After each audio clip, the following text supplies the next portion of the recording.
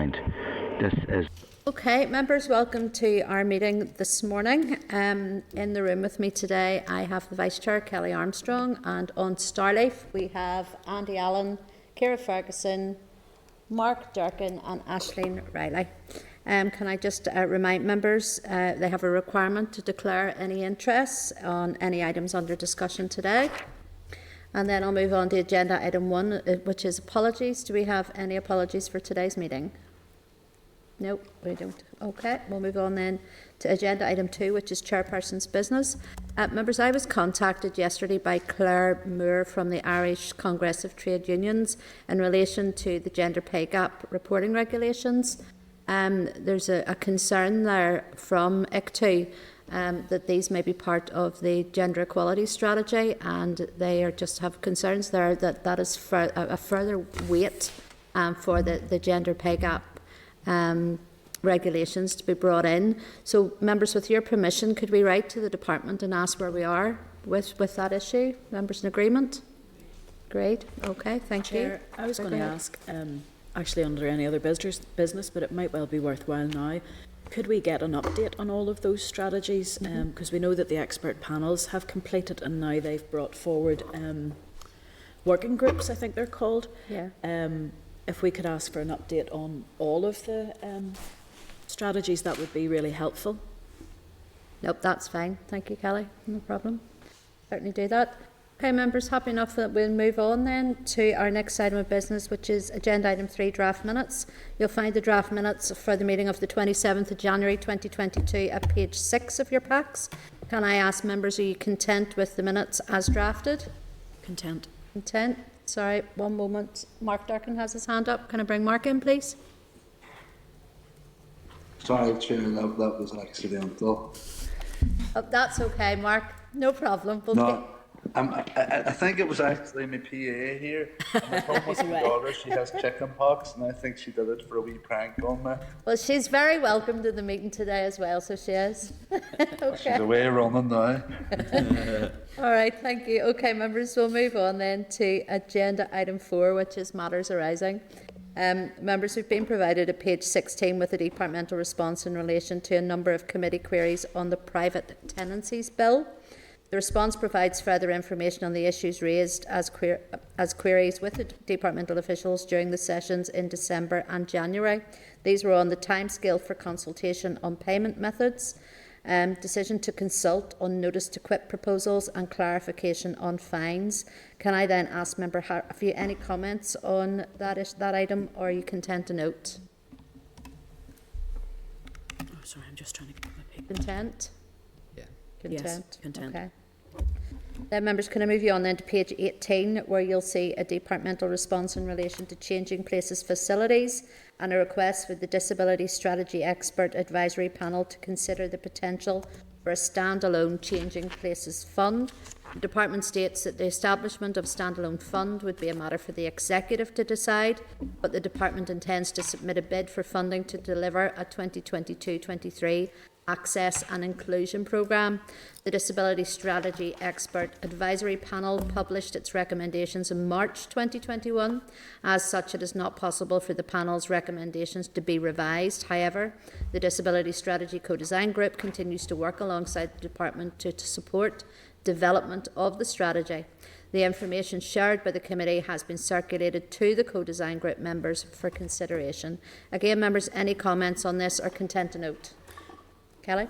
Chair, could I ask if the department intends to submit a bid for funding for the Access and Inclusion Programme? Of course, that's very welcome. As we know, changing places is part of what can be applied for in that fund. However, it does appear that the councils are not all aware.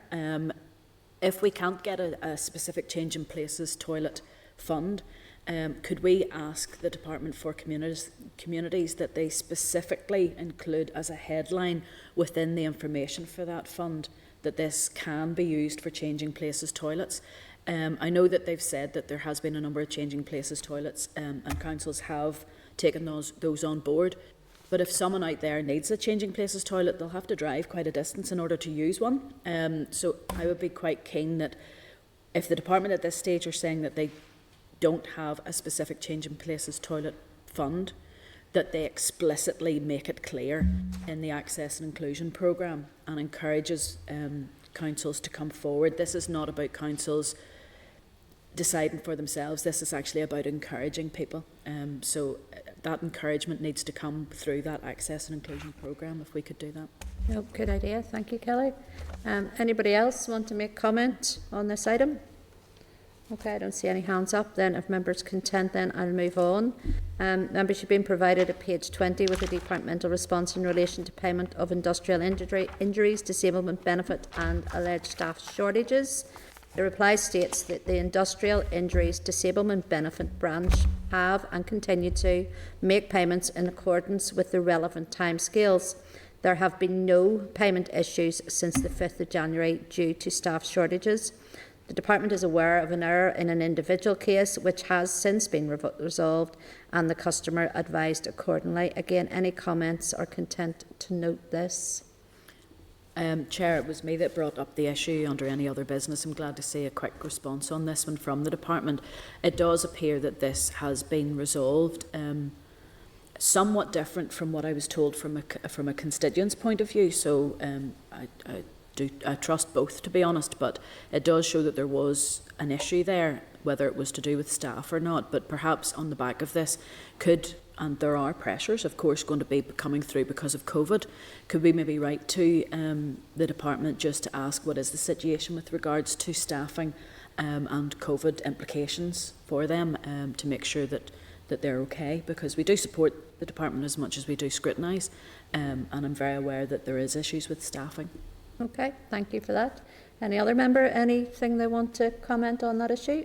No, then we'll move on. Membership being provided at page 21 with a departmental response in relation to addressing antisocial behaviour proposed legislative powers. The reply states that the Housing Executive employs an incremental and proportionate approach through a range of statutory and non-statutory interventions.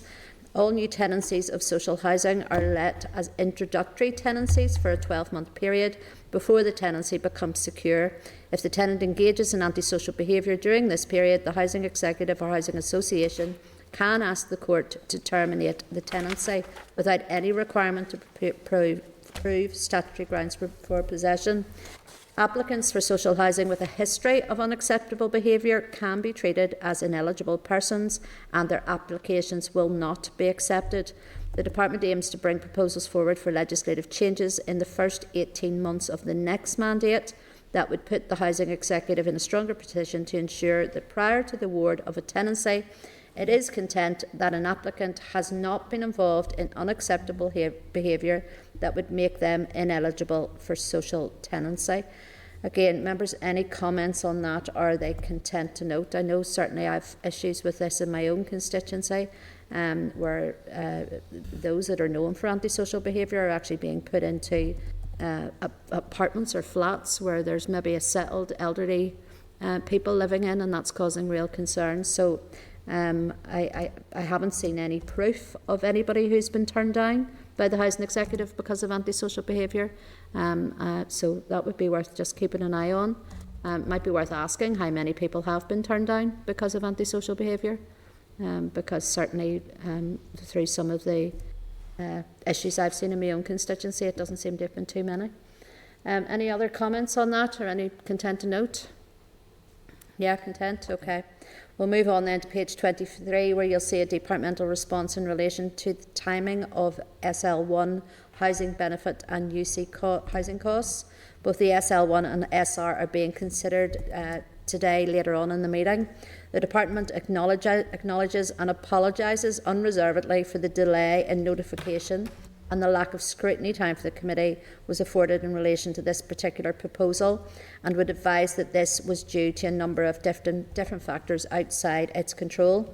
The Department also highlights that due to the current circumstances and the fast-moving pace of developments in certain areas, it is not unreasonable to assume that such a situation may arise again, and the Department would like to put on record a sincere apology in advance in the event that this does happen again.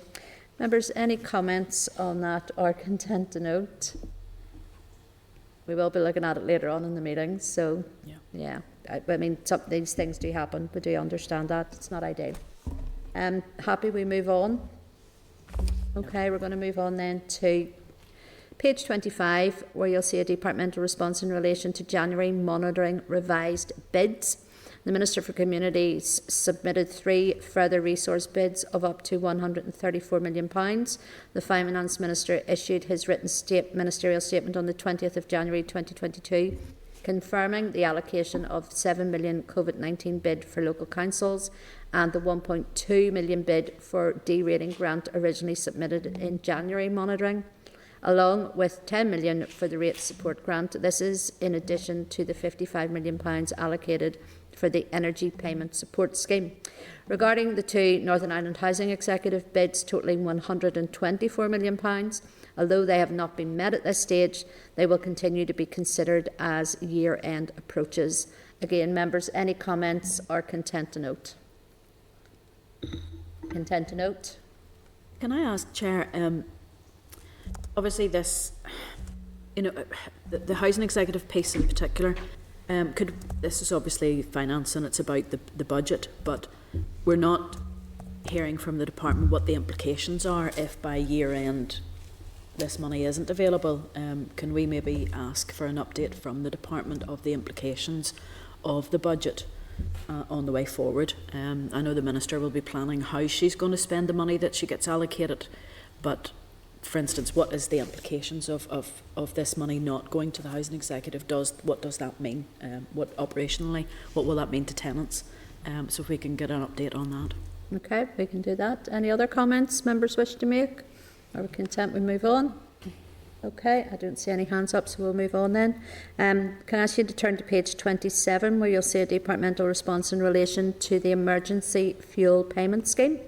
At present, additional budget will not be sought for the scheme given the scheme capacity, current profile of spend and experience of the Warm Well and Connected scheme.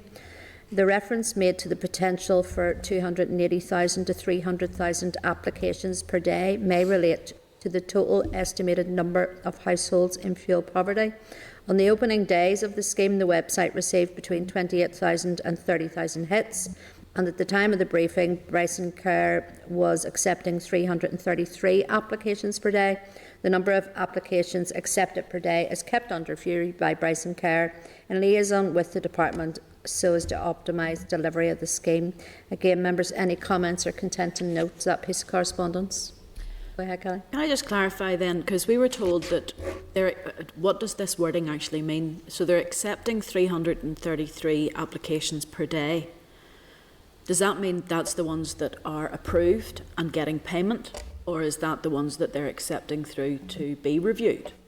Because in order to achieve the targeted amount of people, it needs to be 333 actually getting awards per day, and that would suggest then that the amount that goes through the system would need to be more than that, because as we saw before, I can't remember the exact percentages, but it was over 50% were getting awards, I know, of the ones who had applied. It's a lot of things about money here. The ultimate thing is here, are people getting the money? Is it getting out there? Is Bryson coping with it? One of the other things I think we should be asking is what happens with the underspend on this, because once the COVID fuel payment of the £200 goes out, that means then that people do have access to money. There is no recourse, they're not lacking in a recourse to funds, and therefore I would be expecting the numbers able to apply will go down. So if there's an underspend, what's happening with that money? Yeah, I think it is worth getting an update. How many applications have been received, how many have been approved, and how many people have been paid out at this stage.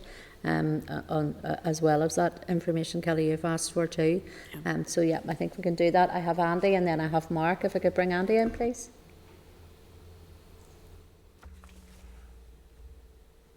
Thanks, Chair. I think that information will be useful, but I'm keen to better understand what further support the Department will be bringing forward over the next number of years. Reports would indicate that the current fuel crisis, energy crisis that Northern Ireland and indeed the wider world is facing could last for up to 36 months. So I would be keen to better understand what additional support the Department's going to bring forward, because there will be that needing support there. £200 whilst at a time will be a massive resource and help to many people, and it won't go far. No, that's okay. Yep, you're quite right, Andy. We can certainly ask for that as well. Can I bring in Mark then, please?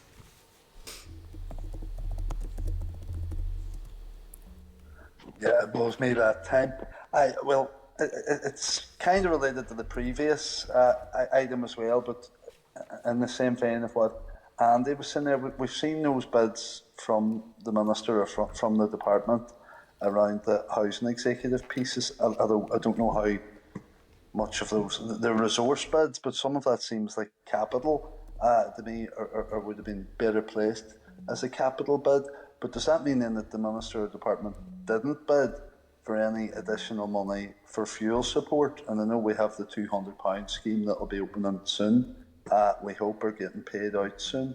We hope, but we really need to be looking when there is unspent money, and we're looking at losing that at the year end, how that can be directed towards helping people at this time of crisis. And it's not going to be a short crisis by the sounds of things, and Andy touched on that.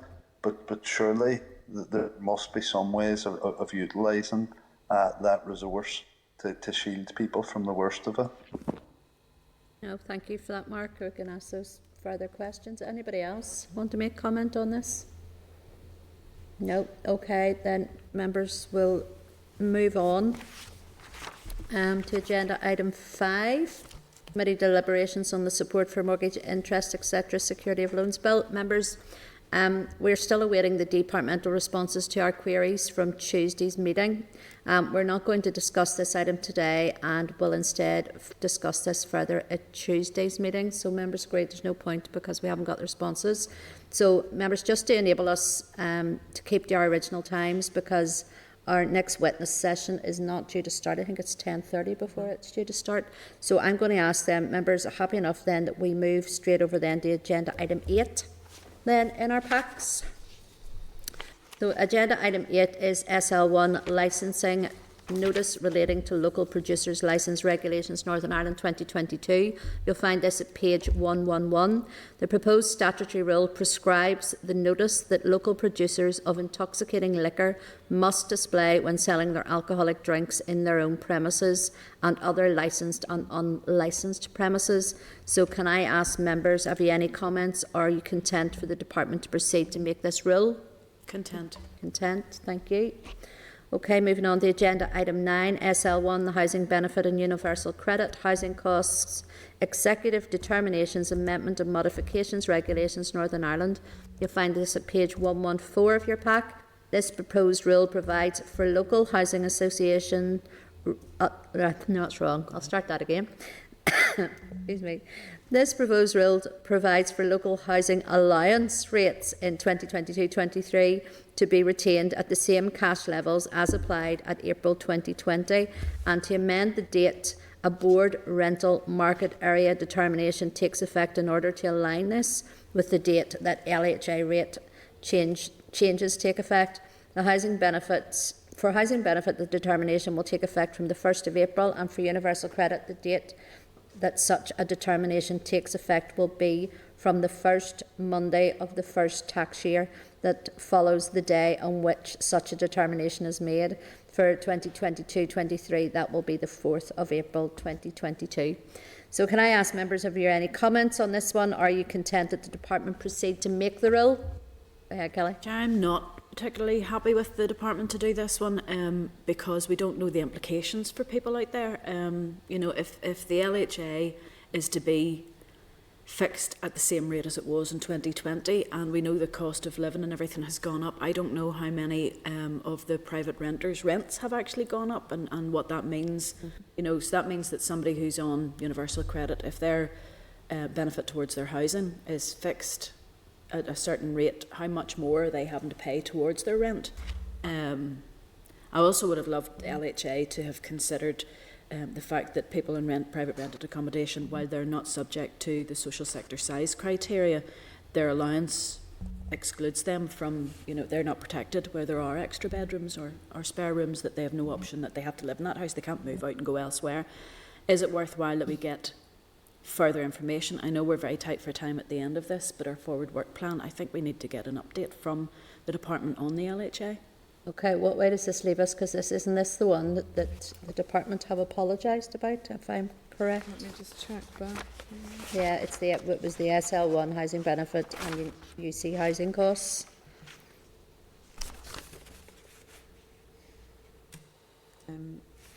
Page, Sorry, excuse me. you're all right, you're okay. It's just, that is the one they apologise for not getting to us sooner, so I don't know what the timeframe's on it, but yes, of course.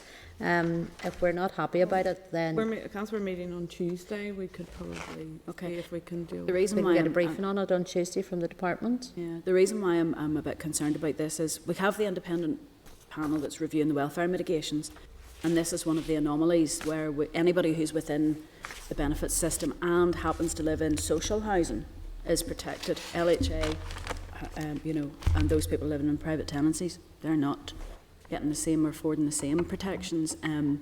I don't know whether the independent panel, but if we have no option and we have to take forward this SL, what opportunities will there be to amend this in the future? Okay. It's one of those things. As Janice said, we are meeting on Tuesday, so we can ask then if we can get a brief on that. I know then the statutory rule for this is at agenda item 14 as well, but no, we can do that. So I'll move then on to, oh sorry, Mark's hand's up. Mark, go ahead. I don't really need to say anything now. Kelly has said everything practically that there was going to say. I mean, if we think back to a lot of the evidence we've received during our consideration of the private tenancies bill, would suggest that the LHA is nowhere near enough for many people in the private rented sector. We've an ever-increasing amount of people living in the private rented sector, and we have to do our best to protect them as well. Yep, okay, thank you, Mark.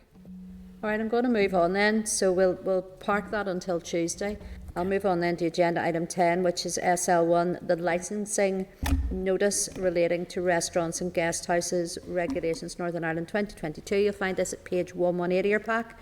The proposed rule will require restaurants and guest houses, which also run a restaurant in the premises, to display a notice detailing the conditions under which intoxicating liquor is made available for purchase in such premises. Again, members, any comments or content for the department to go ahead and make this rule? Content. Thank you. Moving on then to agenda item 11, SL1, the licensing sample regulations Northern Ireland 2022. You'll find this at page 122. Okay, members, the proposed rule prescribes the maximum amount of intoxicating liquor which can be provided as a sample per person per day for consumption on the premises. Members, any comments or content for the department to proceed to make this rule as well? Yep, content. Can I just double check, when does this come in? When's the commencement on this one? Comes into operation on the 7th of April. Can we just clarify with the department what's happening with the court procedures for the Well, we're going to taprooms? go on to that. That's the next item on the agenda. Okay, so we're happy, we move on. We're content that the department go ahead and make the rule on agenda item 11, yes? Okay.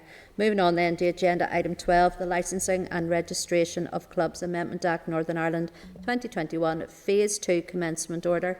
You'll find this at page 126. Members, whilst the commencement order is not subject to any assembly procedure and does not require to be laid before the assembly, it should be noted that the intention had been to commence section 11 of the 2021 Act, which relates to the taproom element of a local producer's licence, and was included in the legislation by an amendment from this committee. However, the Court Rules Secretariat recently identified a procedural issue in respect of Section 11, whereby a consequential amendment to Schedule 10 in the Licensing Northern Ireland Order 1996 was not made at the time. The amendment to Schedule 10 is required to provide the County Court with the power to prescribe the form and content of notice for applying for a taproom authorisation to allow the application to be made. DSO considers that the required amendment is not merely a consequential one, and therefore Section 45 does not appear to provide the relevant virus. As there is no power to make the necessary amendment via secondary legislation, it will require primary legislation. Given the time remaining in the current mandate, this is not a feasible option and will be a matter for the incoming Minister. Section 11 will not therefore be commenced in Phase 2. Members, any comments? I'm sure we're all very disappointed, but none more than those taproom owners who have now got themselves into, well, because of rules that we made and legislation that we made in this Assembly, have got themselves into a terrible position now. Members, any comments they want to raise on this? Go ahead, Kelly. To be tied, to be honest, on this one. We have a situation now where tap rooms, when they're applying for an occasional licence, they're being told by the courts this is your last time.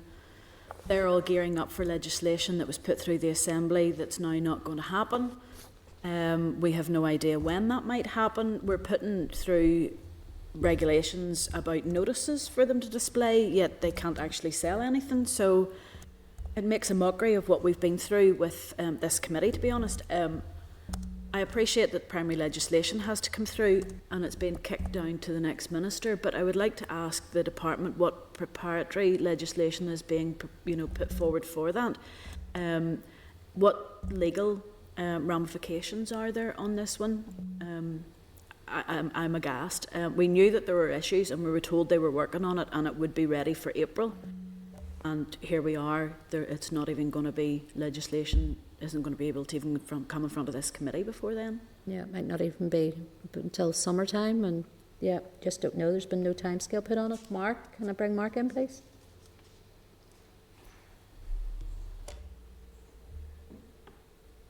Yeah, Chair, I mean, it's extremely frustrating for us as committee members. It's embarrassing for us and for the Assembly as a whole. But I mean, that's nothing compared to how those local brewers are going to feel.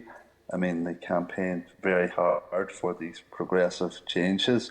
They didn't get anywhere near what they wanted and what some people in this very committee argued that they needed.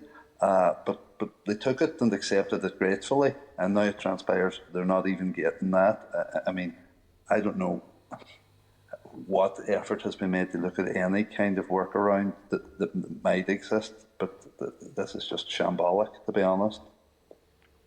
Oh, thank you for that, Mark. I think we certainly do need to write to the department and ask them, has this legislation been prepared for the next minister, whoever that might be, to hit the ground running on it? And it's certainly, Mark, I think you made a good point there about, what workarounds have they looked at? Is there any other way that they can get through this? Mark, bring Mark back in again.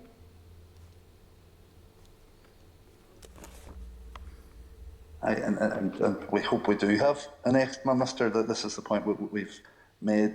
Well, we've been looking at different pieces of legislation about, but I mean, could we possibly be in a situation now where we don't even have an assembly for a period?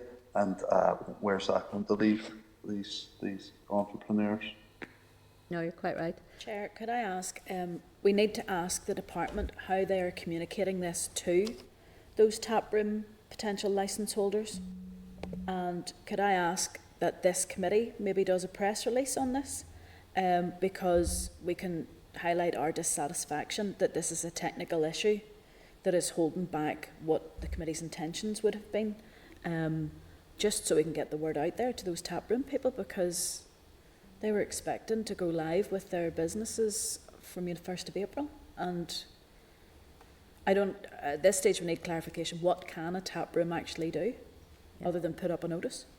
Okay, now we can ask those questions. Paul? Yeah, I feel a bit of a disadvantage with this one because obviously I didn't scrutinise the original piece of legislation, and I know you guys trawl through it very diligently.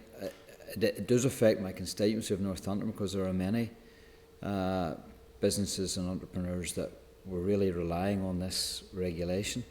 And whilst I wasn't at the coalface of scrutiny on it, I recognise how important it was. I think it's another one for our legacy report, of course, and I do agree that I think we need to put something out there. Most of these businesses now will be aware of this problem, if not all of them. But I think that this committee, to do itself justice, needs to put on the record the work that they did and how they are, and how this committee is really aghast and appalled by this development. Legislation is not easy.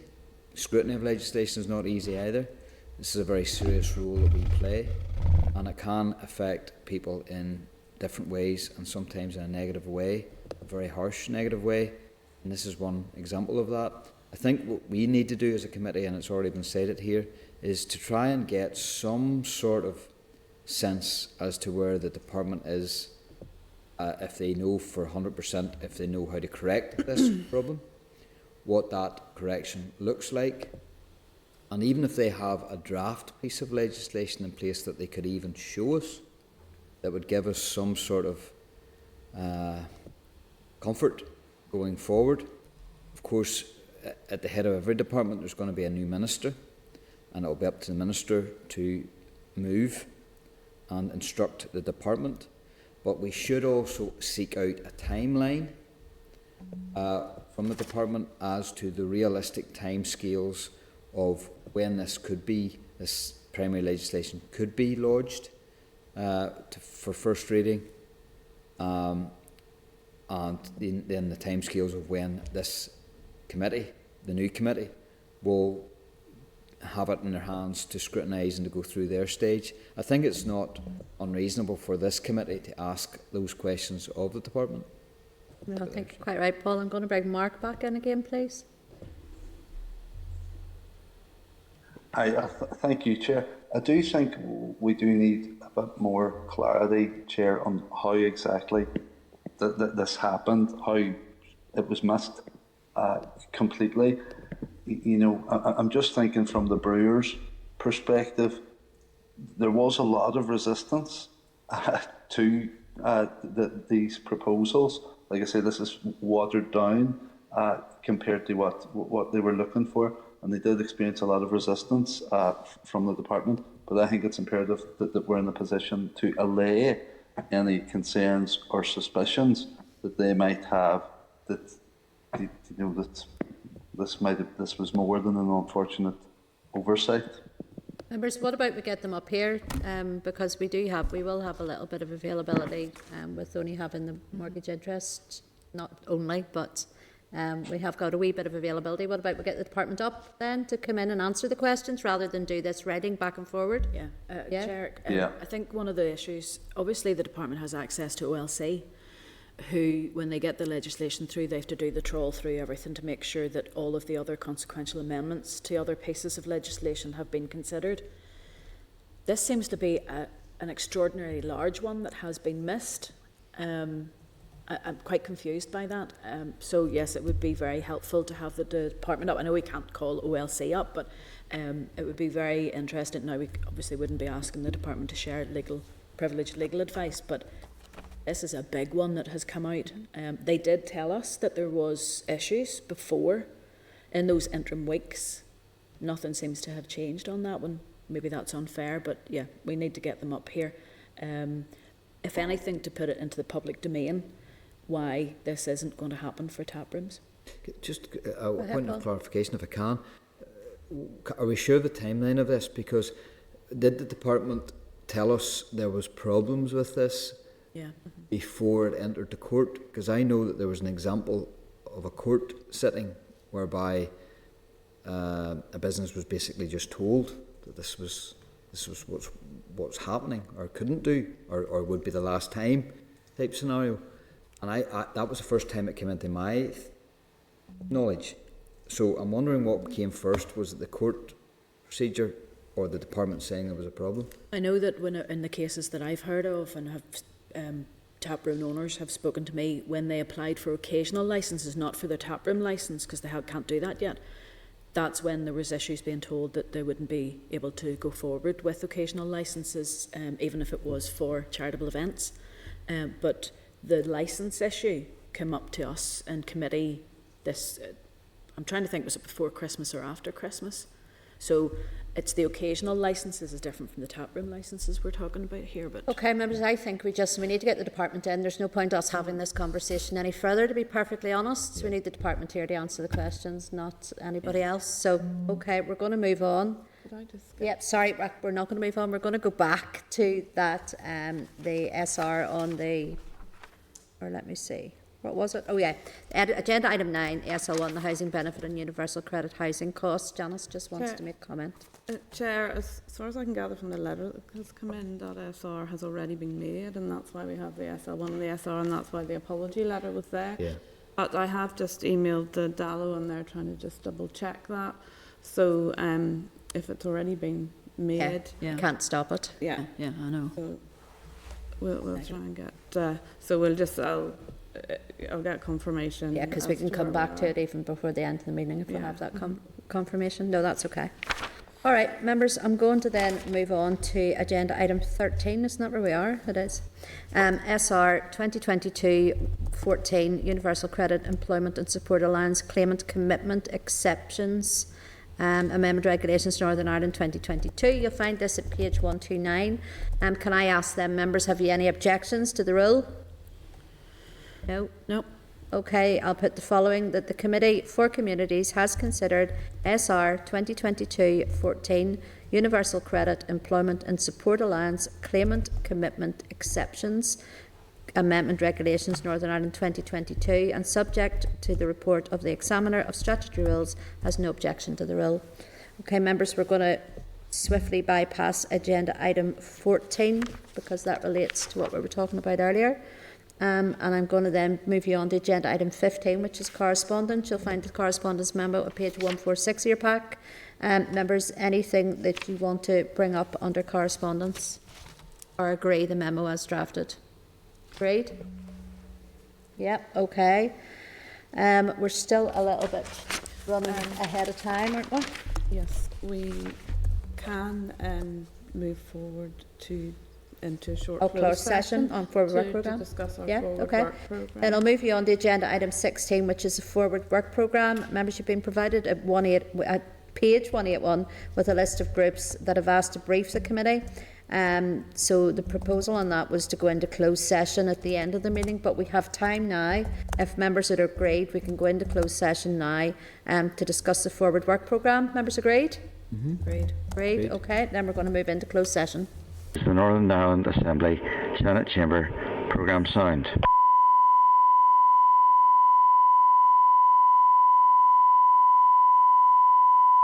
This is the Northern Ireland Assembly, Senate Chamber, Programme Sound. This is the Northern Ireland Assembly, Senate Chamber, Programme Sound.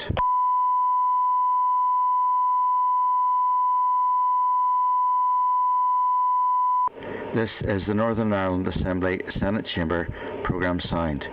This is the Northern Ireland Assembly, Senate Chamber, Programme Sound.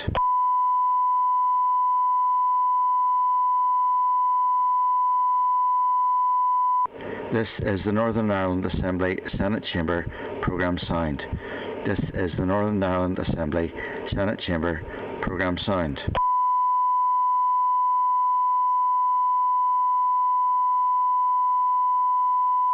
This is the Northern Ireland Assembly, Senate Chamber, Programme Sound.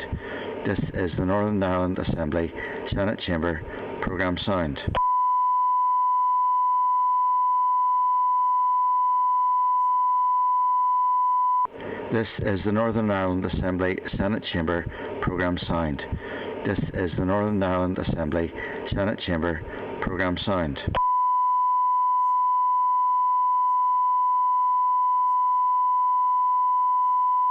This is the Northern Ireland Assembly, Senate Chamber, Programme Sound. This is the Northern Ireland Assembly, Senate Chamber, Programme Sound.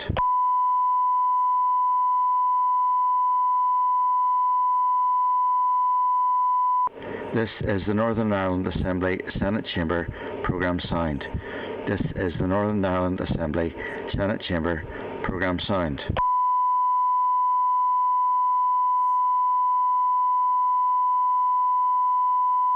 This is the Northern Ireland Assembly, Senate Chamber, Programme Sound. This is the Northern Ireland Assembly, Senate Chamber, Programme Sound.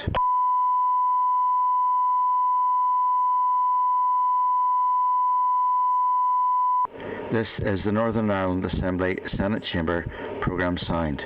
This is the Northern Ireland Assembly, Senate Chamber, Programme Sound.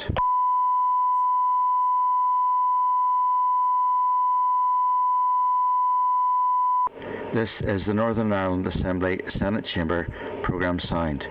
This is the Northern Ireland Assembly Senate Chamber programme sound.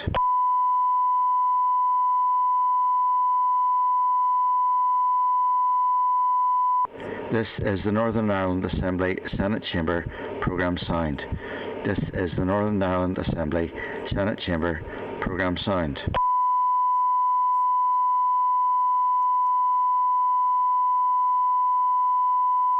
This is the Northern Ireland Assembly Senate Chamber programme sound. This is the Northern Ireland Assembly Senate Chamber programme sound. This is the Northern Ireland Assembly Senate Chamber programme sound. This is the Northern Ireland Assembly Senate Chamber programme sound. This is the Northern Ireland Assembly Senate Chamber programme sound. This is the Northern Ireland Assembly Senate Chamber programme sound. This is the Northern Ireland Assembly Senate Chamber programme sound. This is the Northern Ireland Assembly Senate Chamber programme sound.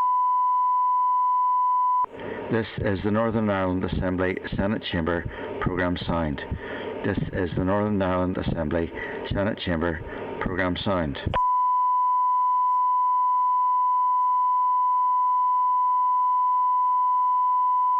This is the Northern Ireland Assembly Senate Chamber programme sound. This is the Northern Ireland Assembly Senate Chamber programme sound.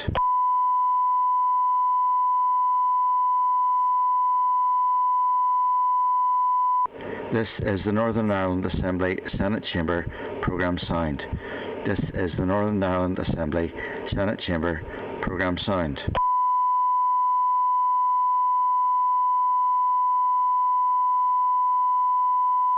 This is the Northern Ireland Assembly Senate Chamber programme sound. This is the Northern Ireland Assembly Senate Chamber programme sound.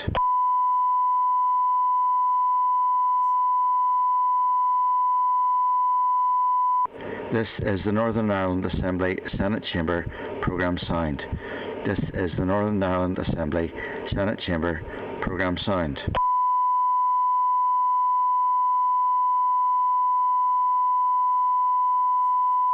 This is the Northern Ireland Assembly Senate Chamber programme sound. This is the Northern Ireland Assembly Senate Chamber programme sound. This is the Northern Ireland Assembly Senate Chamber programme sound. This is the Northern Ireland Assembly Senate Chamber programme sound.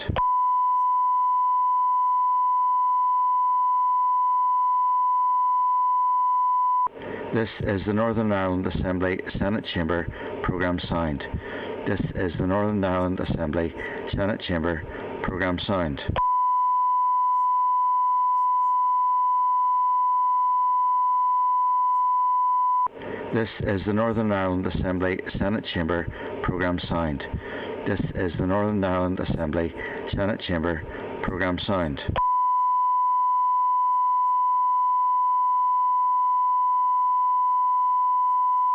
This is the Northern Ireland Assembly Senate Chamber programme sound.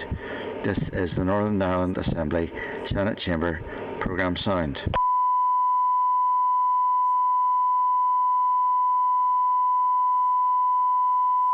This is the Northern Ireland Assembly Senate Chamber programme sound. This is the Northern Ireland Assembly Senate Chamber programme sound.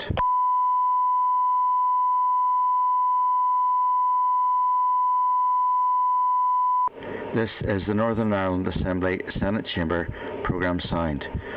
This is the Northern Ireland Assembly Senate Chamber programme sound.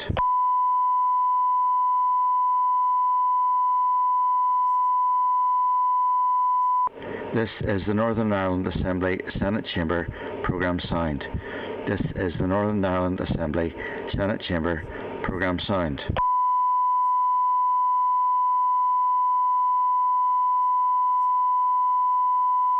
This is the Northern Ireland Assembly Senate Chamber programme sound. This is the Northern Ireland Assembly Senate Chamber programme sound.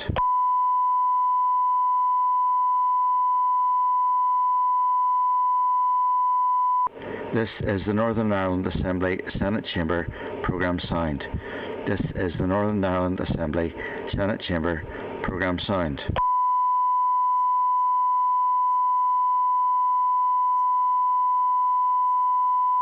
This is the Northern Ireland Assembly Senate Chamber programme sound.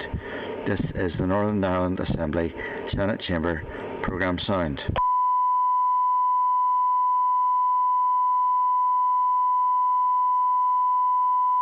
This is the Northern Ireland Assembly Senate Chamber programme sound. This is the Northern Ireland Assembly Senate Chamber programme sound.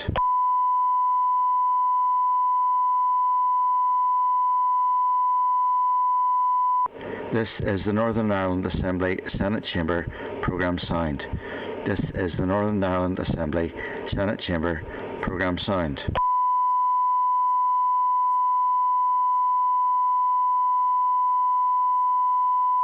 This is the Northern Ireland Assembly Senate Chamber programme sound.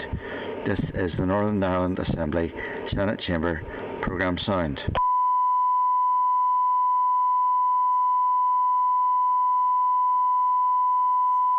This is the Northern Ireland Assembly Senate Chamber programme sound. This is the Northern Ireland Assembly Senate Chamber programme sound.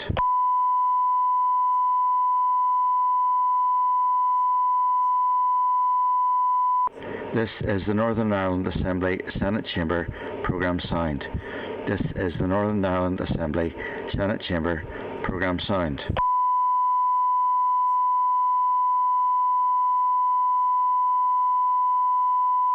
This is the Northern Ireland Assembly Senate Chamber programme sound.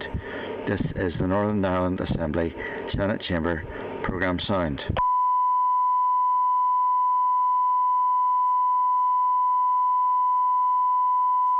This is the Northern Ireland Assembly Senate Chamber programme sound. This is the Northern Ireland Assembly Senate Chamber programme sound.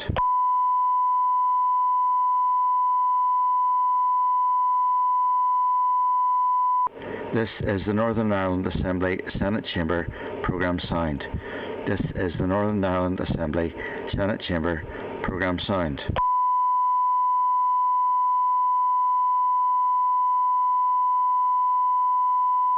This is the Northern Ireland Assembly Senate Chamber programme sound. This is the Northern Ireland Assembly Senate Chamber programme sound.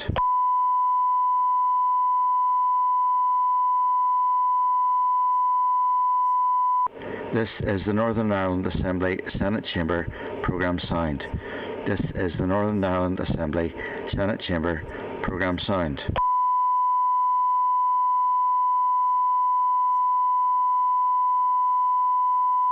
This is the Northern Ireland Assembly Senate Chamber programme sound. This is the Northern Ireland Assembly Senate Chamber programme sound.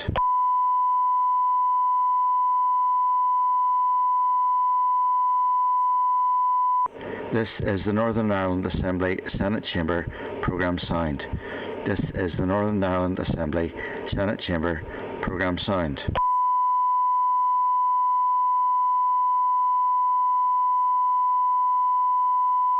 This is the Northern Ireland Assembly Senate Chamber programme sound.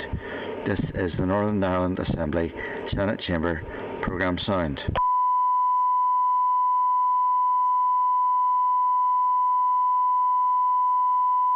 This is the Northern Ireland Assembly Senate Chamber programme sound.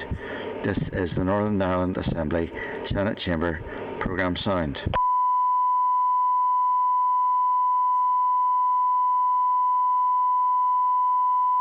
This is the Northern Ireland Assembly Senate Chamber programme sound. This is the Northern Ireland Assembly Senate Chamber programme sound.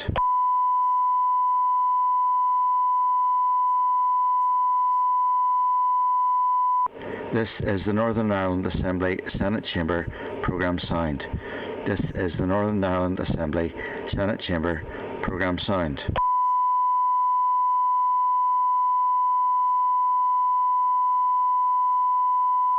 This is the Northern Ireland Assembly Senate Chamber programme sound. This is the Northern Ireland Assembly Senate Chamber programme sound.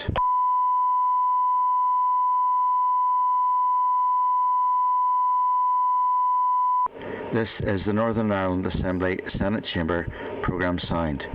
This is the Northern Ireland Assembly Senate Chamber programme sound.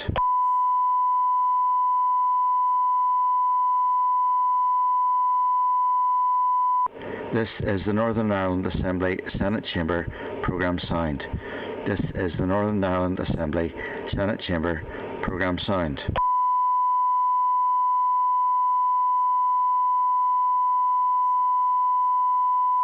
This is the Northern Ireland Assembly Senate Chamber programme sound. This is the Northern Ireland Assembly Senate Chamber programme sound.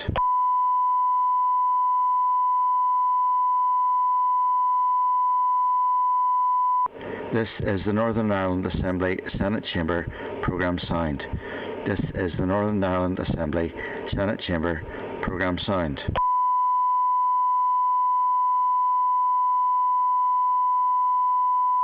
sound.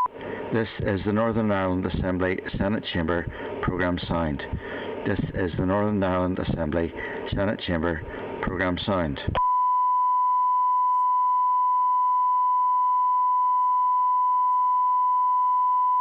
This is the Northern Ireland Assembly Senate Chamber programme sound. This is the Northern Ireland Assembly Senate Chamber programme sound.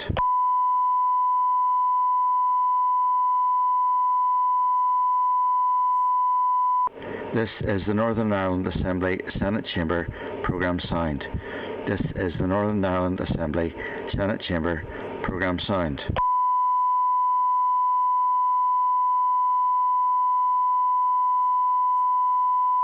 This is the Northern Ireland Assembly Senate Chamber programme sound. This is the Northern Ireland Assembly Senate Chamber programme sound.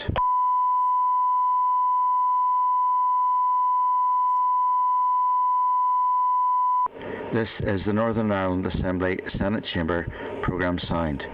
This is the Northern Ireland Assembly Senate Chamber programme sound.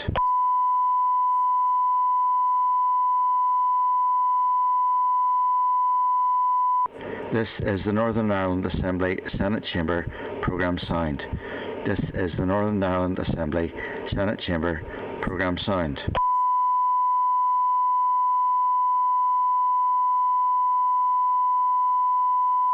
This is the Northern Ireland Assembly Senate Chamber programme sound. This is the Northern Ireland Assembly Senate Chamber programme sound.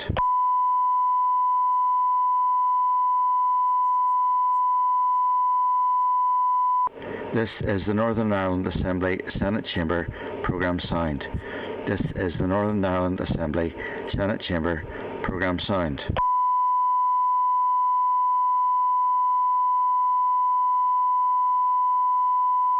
This is the Northern Ireland Assembly Senate Chamber programme sound. This is the Northern Ireland Assembly Senate Chamber programme sound.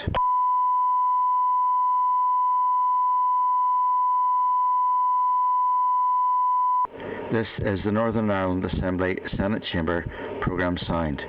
This is the Northern Ireland Assembly Senate Chamber programme sound.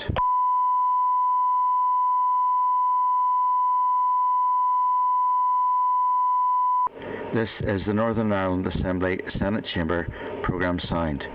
This is the Northern Ireland Assembly Senate Chamber programme sound.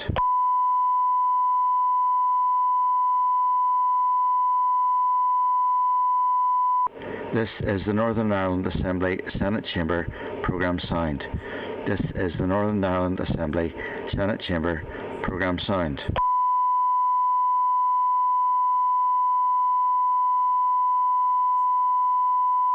This is the Northern Ireland Assembly Senate Chamber programme sound. This is the Northern Ireland Assembly Senate Chamber programme sound.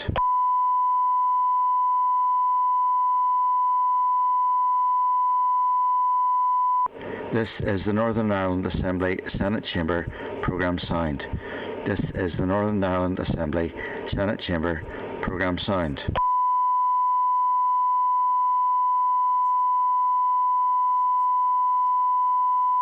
This is the Northern Ireland Assembly Senate Chamber programme sound. This is the Northern Ireland Assembly Senate Chamber programme sound.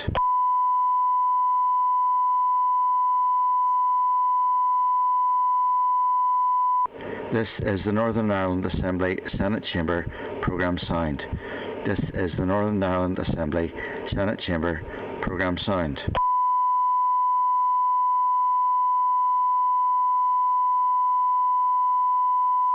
This is the Northern Ireland Assembly Senate Chamber programme sound. This is the Northern Ireland Assembly Senate Chamber programme sound. This is the Northern Ireland Assembly Senate Chamber programme sound. This is the Northern Ireland Assembly Senate Chamber programme sound. This is the Northern Ireland Assembly Senate Chamber programme sound. This is the Northern Ireland Assembly Senate Chamber programme sound. This is the Northern Ireland Assembly Senate Chamber programme sound. This is the Northern Ireland Assembly Senate Chamber programme sound. This is the Northern Ireland Assembly Senate Chamber programme sound. This is the Northern Ireland Assembly Senate Chamber programme sound.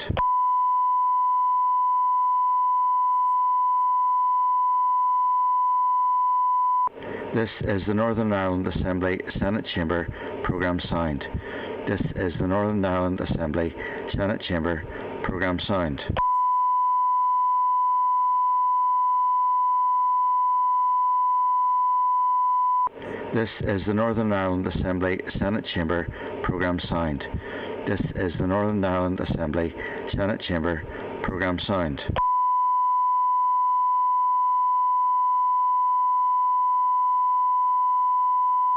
This is the Northern Ireland Assembly Senate Chamber programme sound.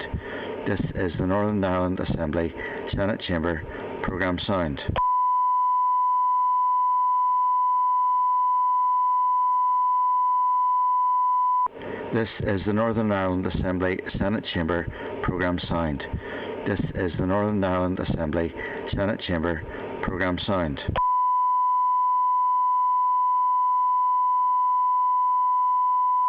programme sound.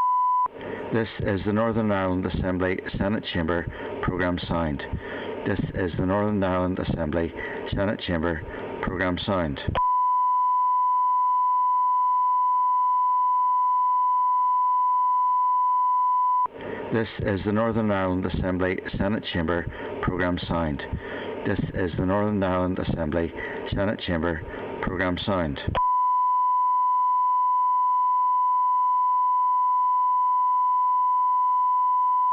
This is the Northern Ireland Assembly Senate Chamber programme sound. This is the Northern Ireland Assembly Senate Chamber programme sound. This is the Northern Ireland Assembly Senate Chamber programme sound. This is the Northern Ireland Assembly Senate Chamber programme sound. This is the Northern Ireland Assembly Senate Chamber programme sound. This is the Northern Ireland Assembly Senate Chamber programme sound. This is the Northern Ireland Assembly Senate Chamber programme sound.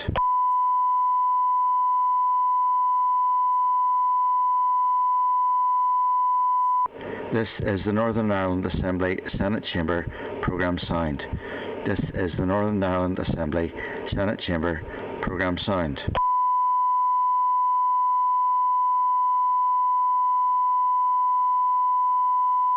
This is the Northern Ireland Assembly Senate Chamber programme sound.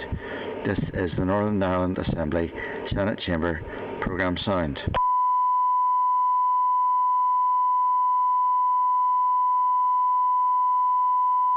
This is the Northern Ireland Assembly Senate Chamber programme sound.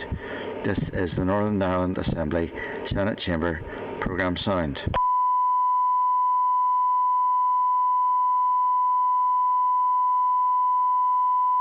This is the Northern Ireland Assembly Senate Chamber Programme Sound. This is the Northern Ireland Assembly Senate Chamber Programme Sound.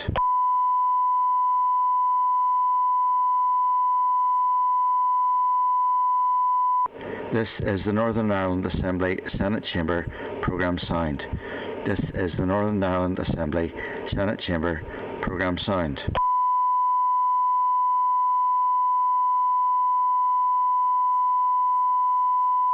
This is the Northern Ireland Assembly Senate Chamber Programme Sound.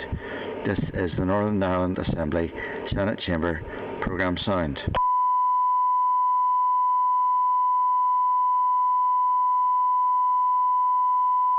This is the Northern Ireland Assembly Senate Chamber Programme Sound.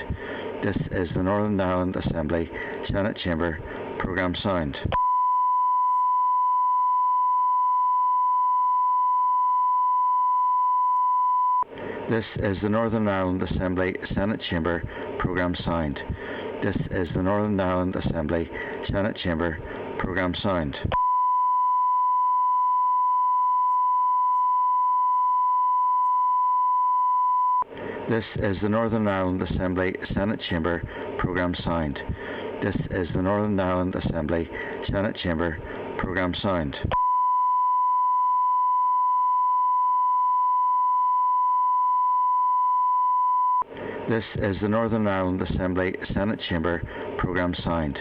This is the Northern Ireland Assembly Senate Chamber Programme Sound. This is the Northern Ireland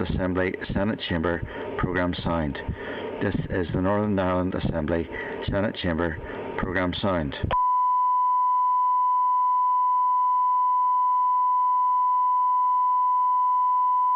This is the Northern Ireland Assembly Senate Chamber Programme Sound. This is the Northern Ireland Assembly Senate Chamber Programme Sound.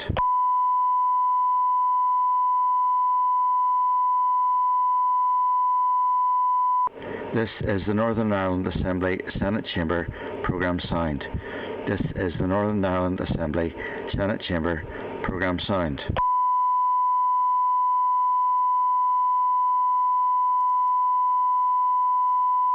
This is the Northern Ireland Assembly Senate Chamber Programme Sound. This is the Northern Ireland Assembly Senate Chamber Programme Sound.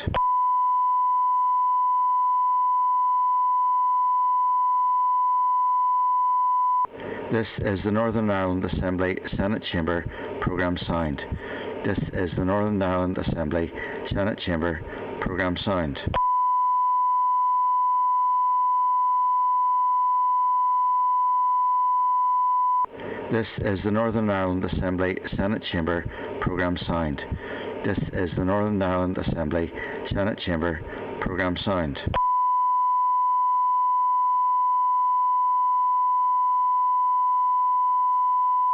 This is the Northern Ireland Assembly Senate Chamber Programme Sound. This is the Northern Ireland Assembly Senate Chamber Programme Sound. This is the Northern Ireland Assembly Senate Chamber Programme Sound. This is the Northern Ireland Assembly Senate Chamber Programme Sound.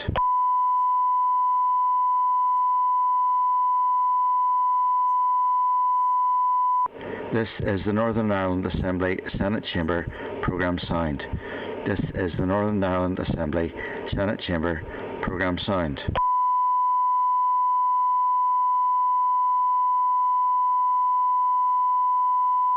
This is the Northern Ireland Assembly Senate Chamber Programme Sound. This is the Northern Ireland Assembly Senate Chamber Programme Sound.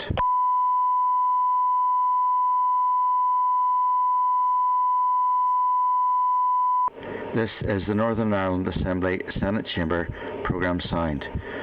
This is the Northern Ireland Assembly Senate Chamber Programme Sound.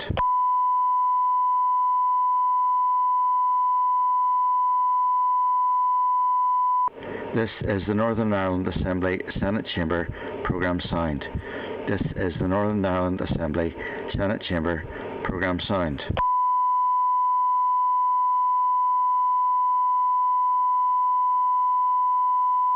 This is the Northern Ireland Assembly Senate Chamber programme sound. This is the Northern Ireland Assembly Senate Chamber programme sound.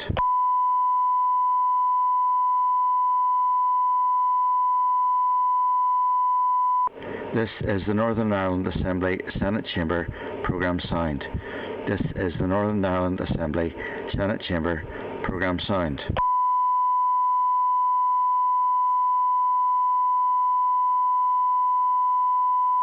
This is the Northern Ireland Assembly Senate Chamber programme sound. This is the Northern Ireland Assembly Senate Chamber programme sound.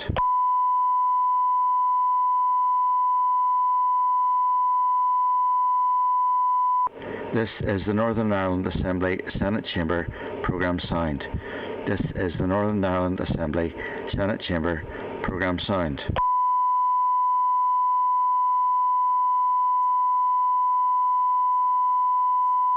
This is the Northern Ireland Assembly Senate Chamber programme sound. This is the Northern Ireland Assembly Senate Chamber programme sound. This is the Northern Ireland Assembly Senate Chamber programme sound. This is the Northern Ireland Assembly Senate Chamber programme sound.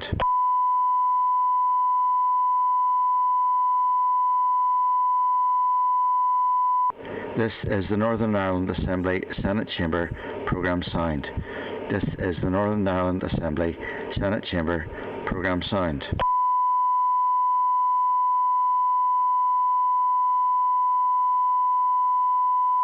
This is the Northern Ireland Assembly Senate Chamber programme sound. This is the Northern Ireland Assembly Senate Chamber programme sound.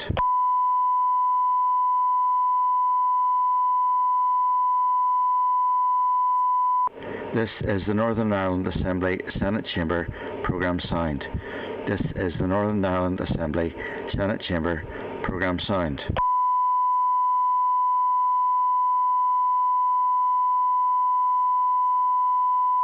This is the Northern Ireland Assembly Senate Chamber programme sound. This is the Northern Ireland Assembly Senate Chamber programme sound.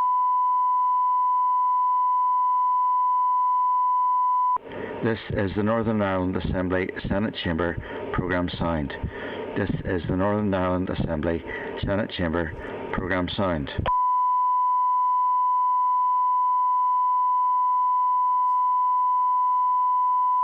This is the Northern Ireland Assembly Senate Chamber programme sound. This is the Northern Ireland Assembly Senate Chamber programme sound.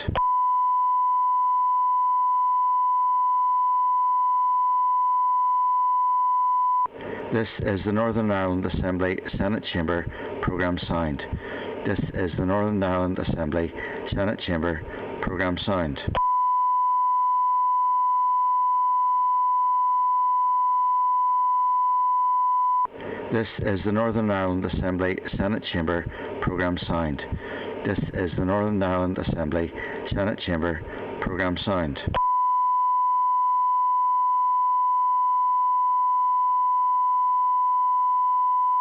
This is the Northern Ireland Assembly Senate Chamber programme sound. This is the Northern Ireland Assembly Senate Chamber programme sound.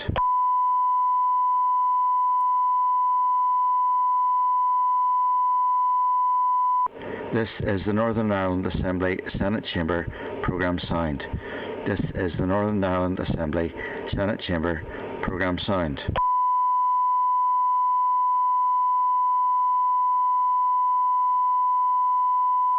This is the Northern Ireland Assembly Senate Chamber programme sound. This is the Northern Ireland Assembly Senate Chamber programme sound.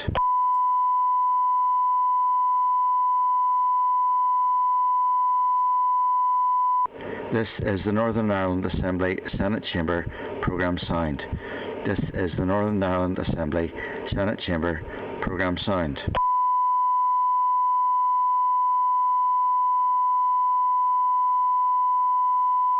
This is the Northern Ireland Assembly Senate Chamber programme sound. This is the Northern Ireland Assembly Senate Chamber programme sound.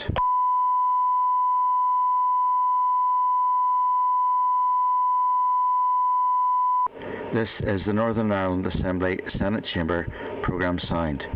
This is the Northern Ireland Assembly Senate Chamber programme sound.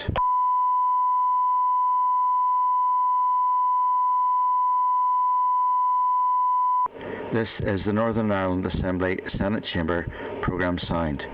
This is the Northern Ireland Assembly Senate Chamber programme sound.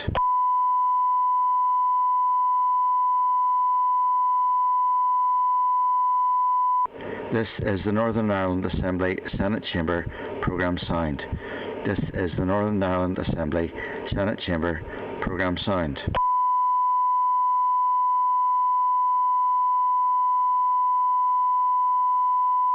This is the Northern Ireland Assembly Senate Chamber programme sound. This is the Northern Ireland Assembly Senate Chamber programme sound.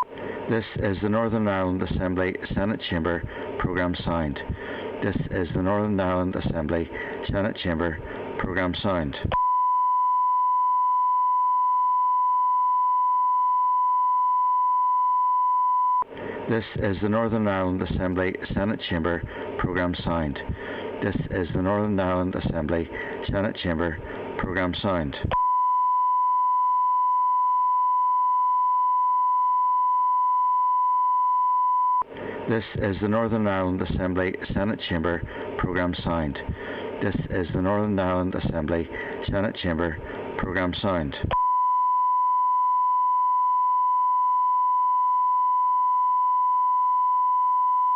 This is the Northern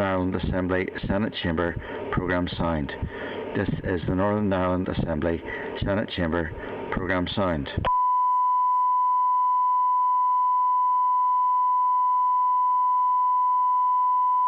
This is the Northern Ireland Assembly Senate Chamber programme sound.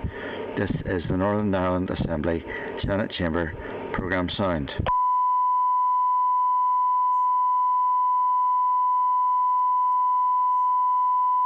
This is the Northern Ireland Assembly Senate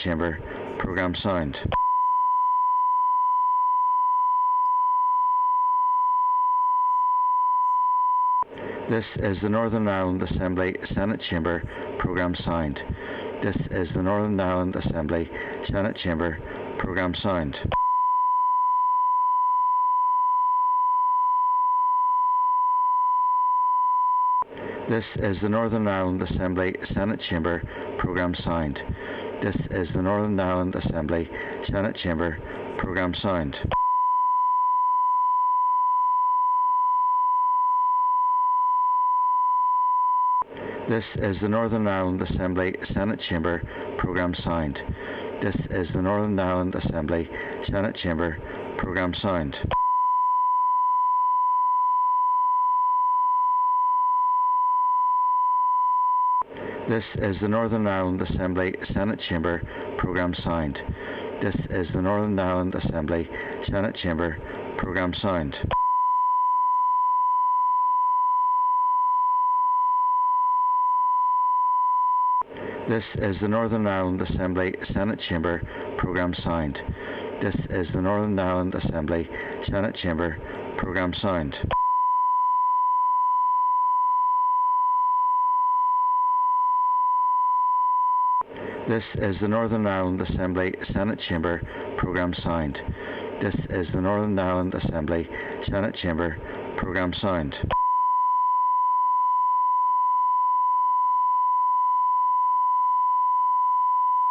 This is the Northern Ireland Assembly Senate Chamber programme sound.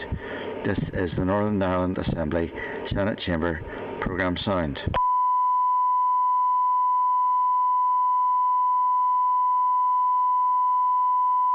This is the Northern Ireland Assembly Senate Chamber programme sound. This is the Northern Ireland Assembly Senate Chamber programme sound.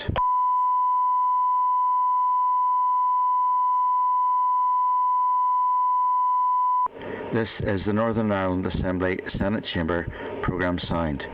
This is the Northern Ireland Assembly Senate Chamber programme sound.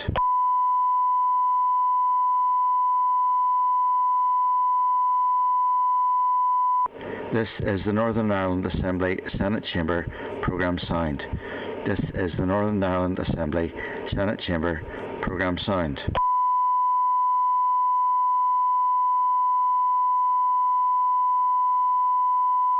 This is the Northern Ireland Assembly Senate Chamber Programme Sound. This is the Northern Ireland Assembly Senate Chamber Programme Sound.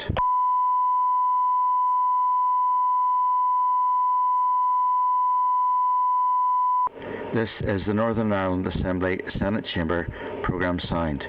This is the Northern Ireland Assembly Senate Chamber Programme Sound.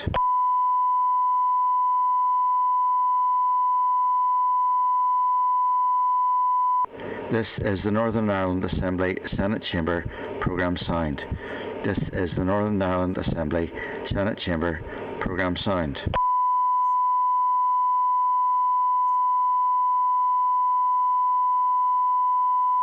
This is the Northern Ireland Assembly Senate Chamber Programme Sound. This is the Northern Ireland Assembly Senate Chamber Programme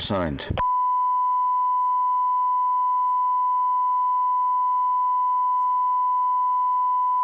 This is the Northern Ireland Assembly Senate Chamber Programme Sound.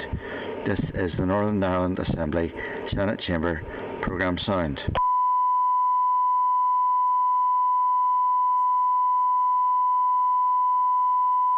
This is the Northern Ireland Assembly Senate Chamber Programme Sound.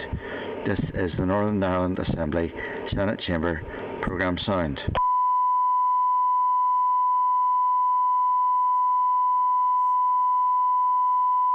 This is the Northern Ireland Assembly Senate Chamber Programme Sound. This is the Northern Ireland Assembly Senate Chamber Programme Sound.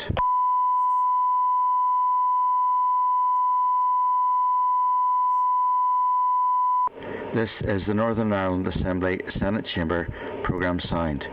This is the Northern Ireland Assembly Senate Chamber Programme Sound.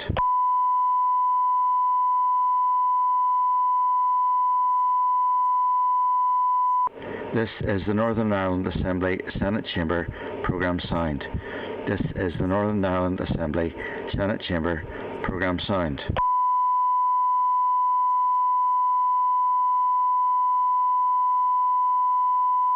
This is the Northern Ireland Assembly Senate Chamber Programme Sound.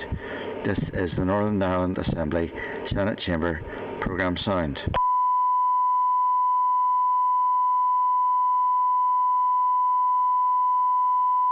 This is the Northern Ireland Assembly Senate Chamber Programme Sound. This is the Northern Ireland Assembly Senate Chamber Programme Sound.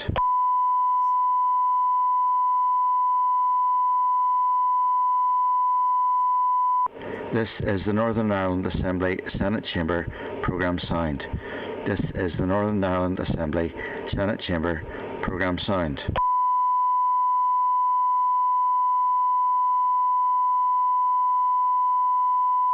This is the Northern Ireland Assembly Senate Chamber Programme Sound.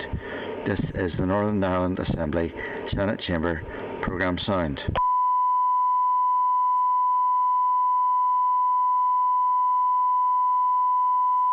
This is the Northern Ireland Assembly Senate Chamber Programme Sound.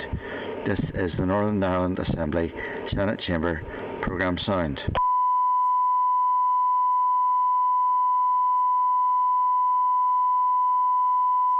This is the Northern Ireland Assembly Senate Chamber Programme Sound. This is the Northern Ireland Assembly Senate Chamber Programme Sound.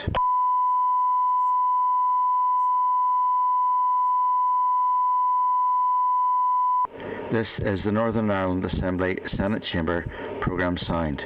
This is the Northern Ireland Assembly Senate Chamber Programme Sound.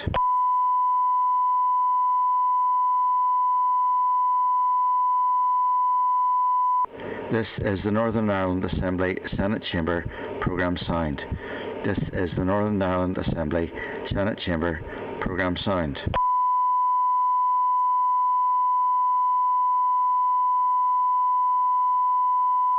This is the Northern Ireland Assembly Senate Chamber Programme Sound. This is the Northern Ireland Assembly Senate Chamber Programme Sound.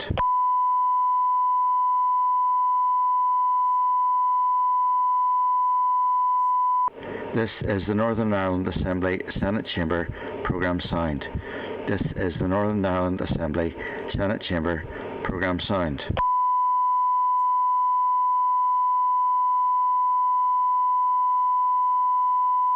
This is the Northern Ireland Assembly Senate Chamber programme sound. This is the Northern Ireland Assembly Senate Chamber programme sound.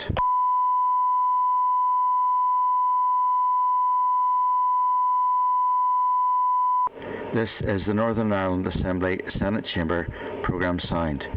This is the Northern Ireland Assembly Senate Chamber programme sound.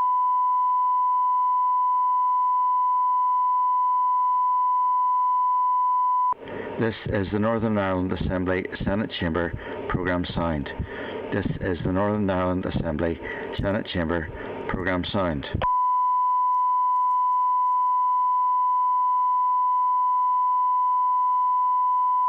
This is the Northern Ireland Assembly Senate Chamber programme sound. This is the Northern Ireland Assembly Senate Chamber programme sound.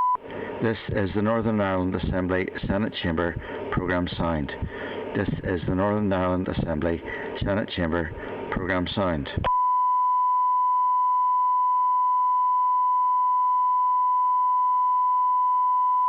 This is the Northern Ireland Assembly Senate Chamber programme sound. This is the Northern Ireland Assembly Senate Chamber programme sound.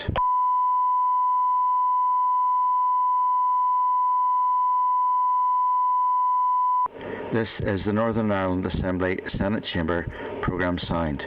This is the Northern Ireland Assembly Senate Chamber programme sound.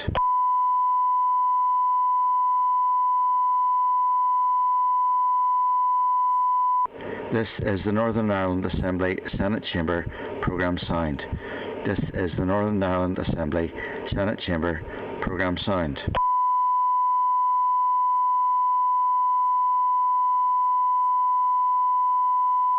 This is the Northern Ireland Assembly Senate Chamber programme sound.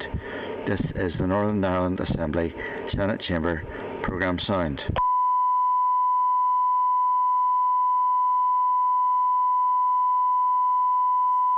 This is the Northern Ireland Assembly Senate Chamber programme sound.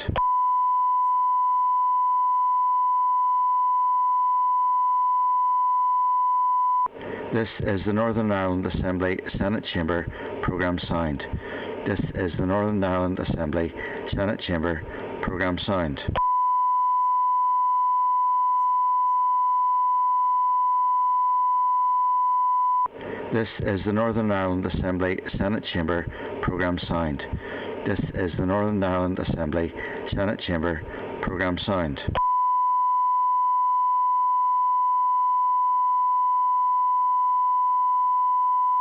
This is the Northern Ireland Assembly Senate Chamber programme sound. This is the Northern Ireland Assembly Senate Chamber programme sound. This is the Northern Ireland Assembly Senate Chamber programme sound.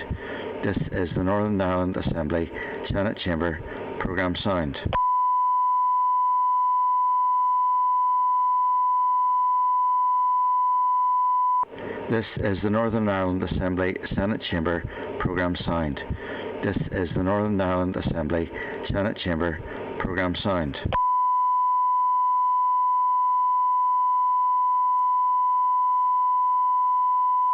This is the Northern Ireland Assembly Senate Chamber programme sound. This is the Northern Ireland Assembly Senate Chamber programme sound.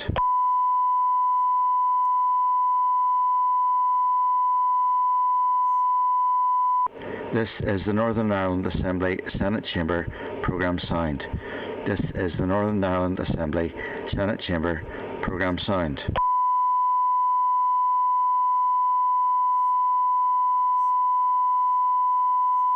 This is the Northern Ireland Assembly Senate Chamber programme sound. This is the Northern Ireland Assembly Senate Chamber programme sound.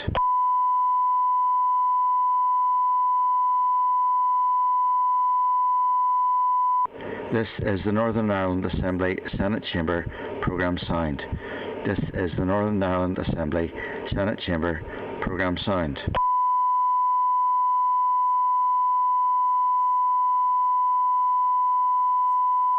This is the Northern Ireland Assembly Senate Chamber programme sound. This is the Northern Ireland Assembly Senate Chamber programme sound.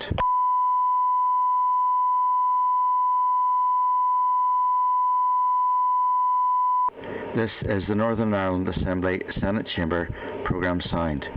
This is the Northern Ireland Assembly Senate Chamber programme sound.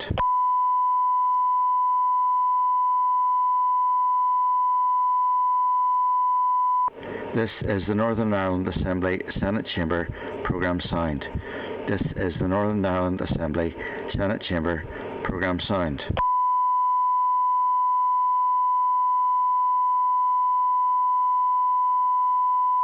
This is the Northern Ireland Assembly Senate Chamber programme sound. This is the Northern Ireland Assembly Senate Chamber programme sound.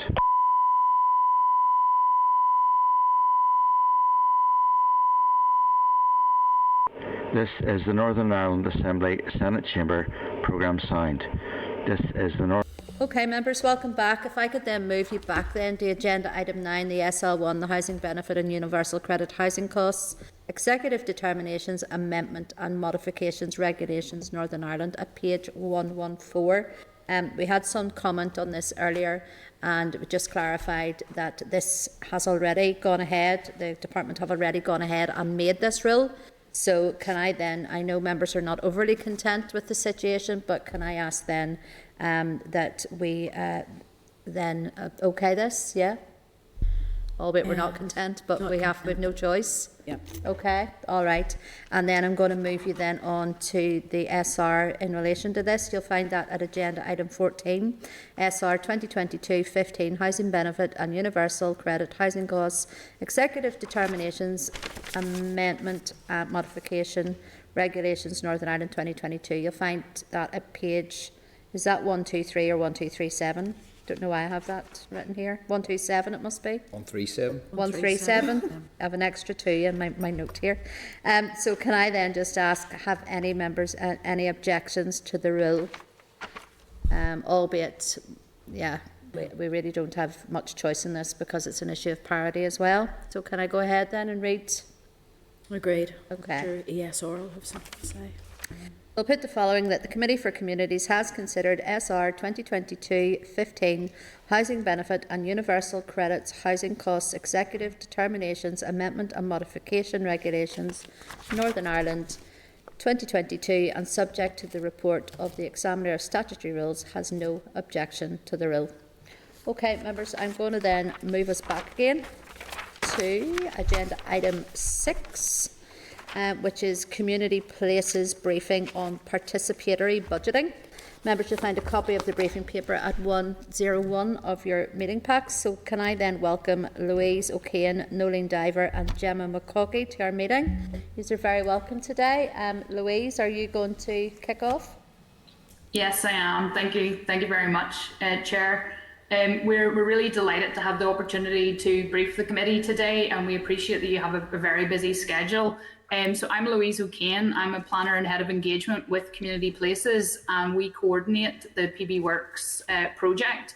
And I'm joined, as you've said, by Gemma McCaughey from CFNI and Nolene Diver from Triangle Housing Association, who are also members of the PB Works advisory group.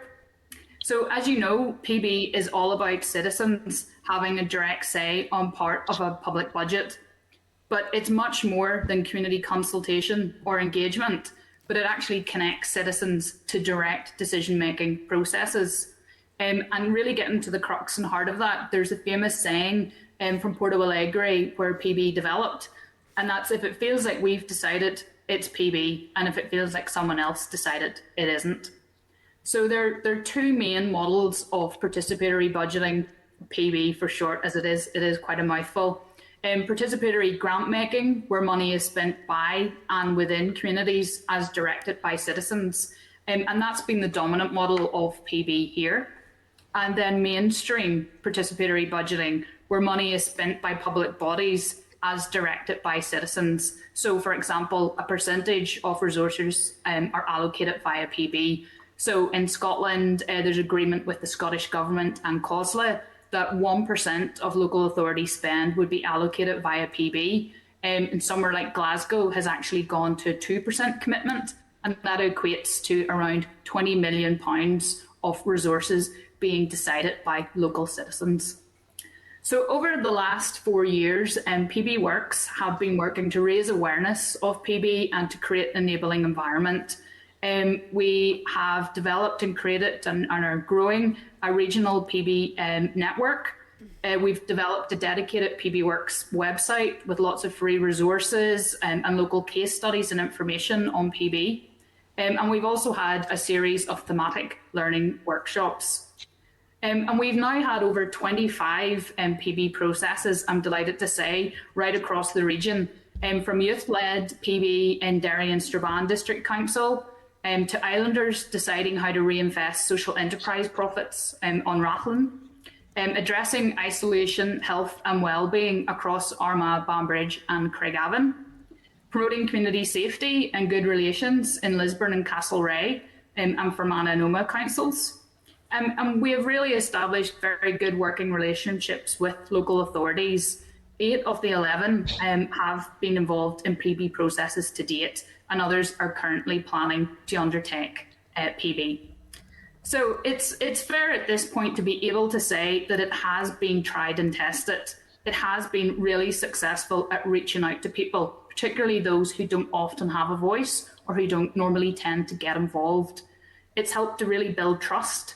And it can also get beyond gatekeepers to the actual citizens, to people in communities themselves. And it really is a very powerful process that produces tangible outcomes and positive change in the community. And that gets back to it being more than just engagement. It is that empowerment aspect with that direct decision making.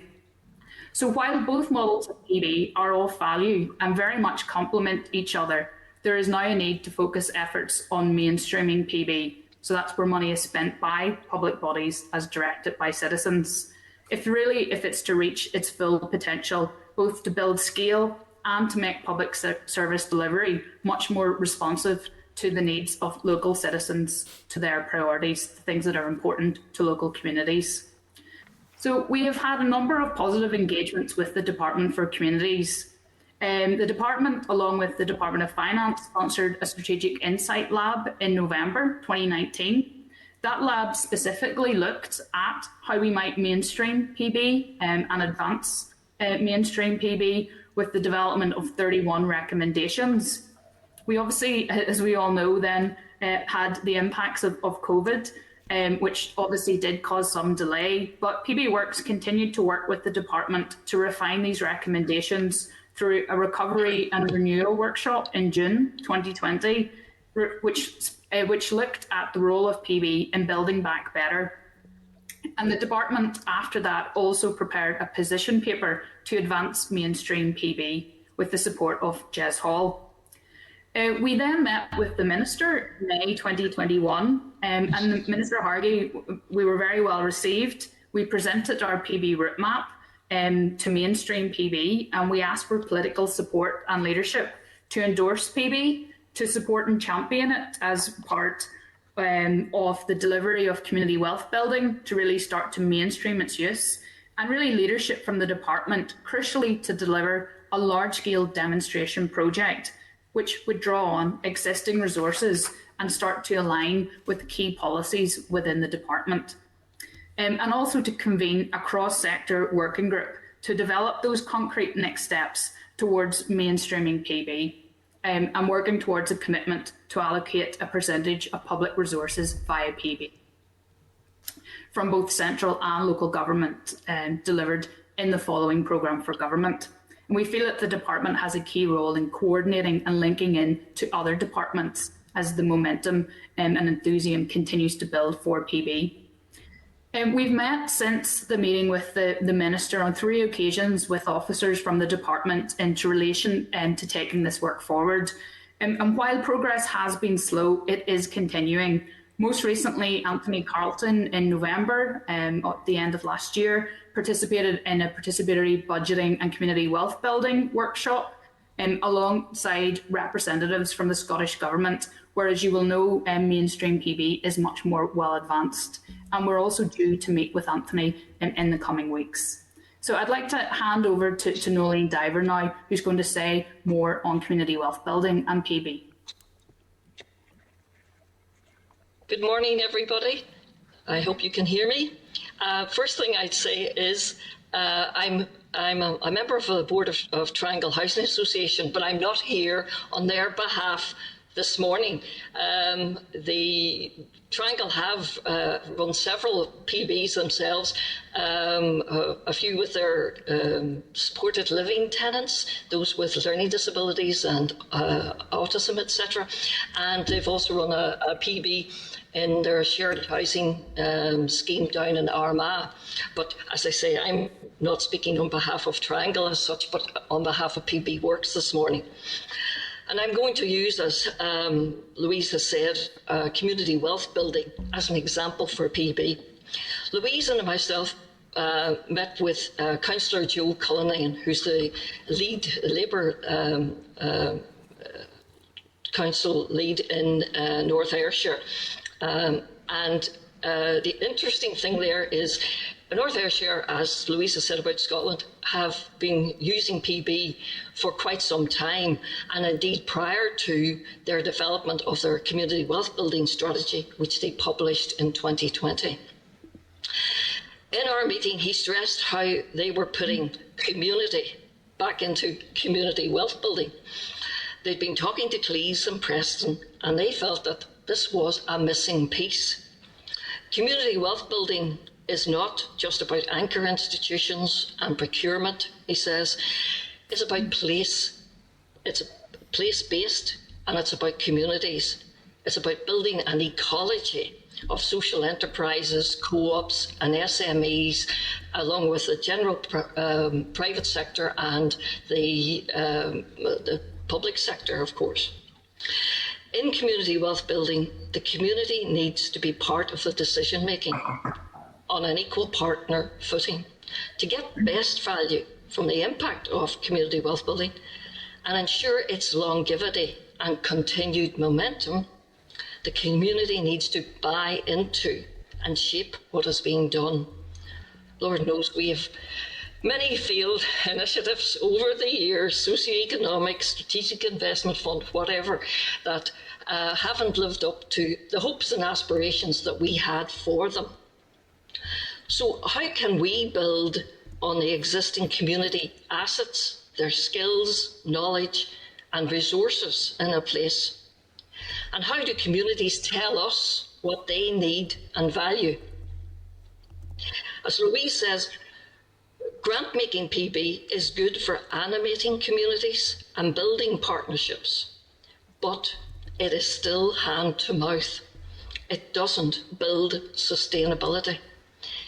He feels it won't move the dial on participative democracy nor a participative economy.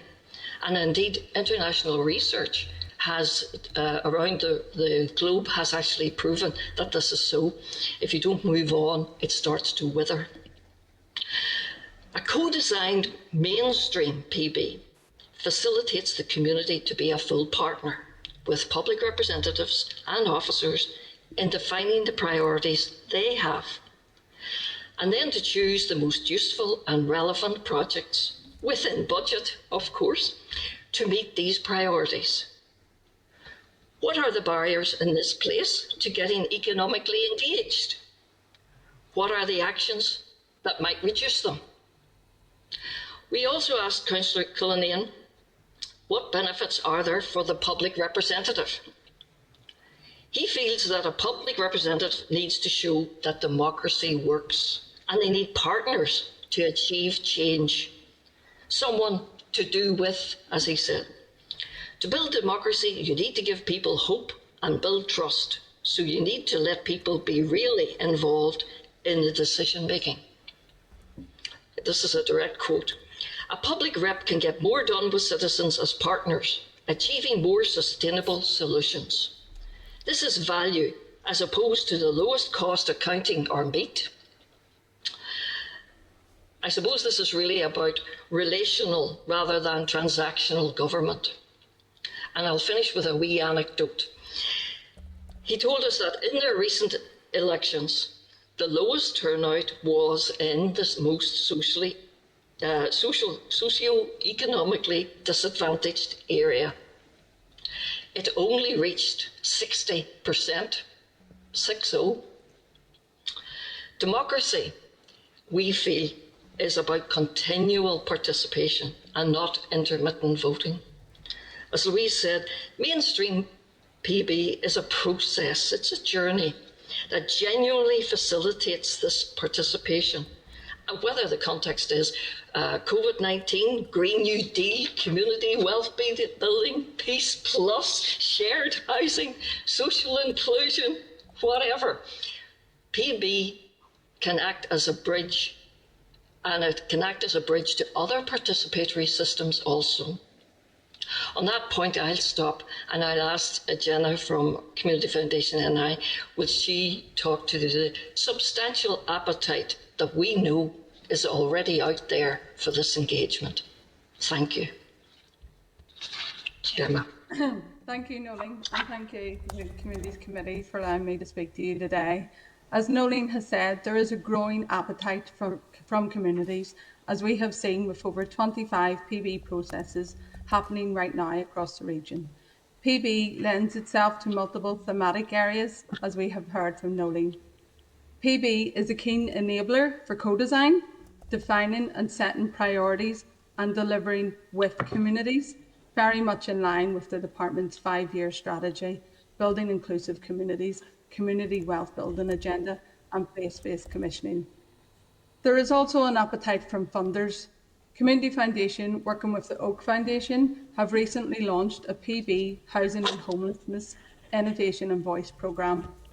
At the heart of this programme is the involvement of people impacted by housing and homelessness issues, meaning that individuals affected by the issues are participating in all stages of programme delivery, from representation on the steering group, identification of the challenge areas to be addressed by the programme, participation in project teams that develop the project ideas, and also making the final decisions on which project receives grant funding. Therefore, by amplifying the voices of those with lived experience, by embedding participation, by promoting collaboration and utilising a creative problem-solving process, we aim to address the root causes of the challenge and contribute to reducing and preventing homelessness in Northern Ireland. Through our programme, which was launched in 2020, it is funded.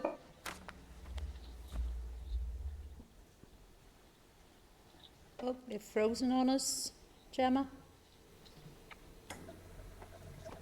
Sorry, did I lose connection? You did, Gemma. Okay. Did you hear about me speaking about the housing homelessness programme? Was it on? You got up to the Yes. focus in Innovation? 2020. You just started on Okay. that, so you had. Oh, right, okay. So sorry, through our Civic Innovation Programme, which was launched in 2020, which is funded by a consortium of independent charitable foundations and the foundation's own funds, we have supported the design and development of new initiatives and ideas that put people at the heart of decision making in Northern Ireland. The result of this programme has saw 3 new collaborative teams design and deliver PB initiatives for their communities. The projects, which cover wide geographical areas from Causeway Coast and Glen, Cullineurin and Tullyalley in the northwest to Newrymore and Down, involves a collaboration between a wide range of statutory, community and voluntary organisations working together to utilise PB to improve community cohesion, good relations and provide solutions to addressing local issues. So the Foundation, funders and statutory community and voluntary organisations are encouraged by the success of the initiatives and programmes being delivered, and there is excitement and momentum to continue to grow and deliver PB projects for the benefit of people and communities in Northern Ireland. I'd like to hand back to Louise for her final comments. Thank you, Gemma. So as we've been trying to demonstrate, really, PB can be most impactful at scale. And to take the example of Paris, for example, a quarter of all investments made in the city are now decided by citizens. It's 5% of the city investment budget, €500 million. So it shows you the scale with leadership. But it really requires that political support to elevate it. And it's thinking about more creatively about how we actually use our existing resources and assets in our places and communities. This doesn't require additional money. It's just the leadership to really look at things and to do things differently.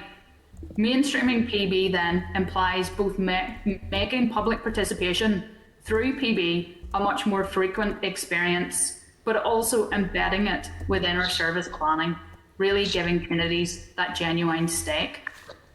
We have referenced throughout the briefing this morning aspects of the PB roadmap to mainstream PB, and it was included in your briefing pack, but I just wanted to summarise the 5 key points that we would really like to see developing over the coming years. And that's cross-party support for the use of PB in the distribution of COVID recovery and transformation funds, a core programme to consolidate PB over the next 4 years, cross-party support for a programme for government commitment to allocate a percentage of spend through PB by 2027, and for the Department for Communities and Department of Finance to establish a regional strategic PB group to take this work forward.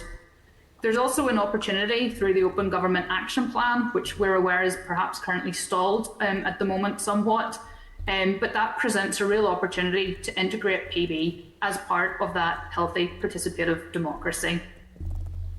In summary, we feel that there is an appetite for PB, for citizens to have more of a say. Post-COVID, we think this is a really critical moment. It's really shown that we can do things differently. But to achieve the full potential of PB, we must mainstream it. And this really requires political leadership. We're really happy to take any questions, and we particularly welcome your insights and comments on our proposals and any actions which committee members can undertake to really promote PB as part of that healthy participative democracy that we've been talking about with you this morning. So thank you very much for taking the time to listen to us. Thank you. Thanks, Louise and Noreen and Gemma, for your presentation this morning.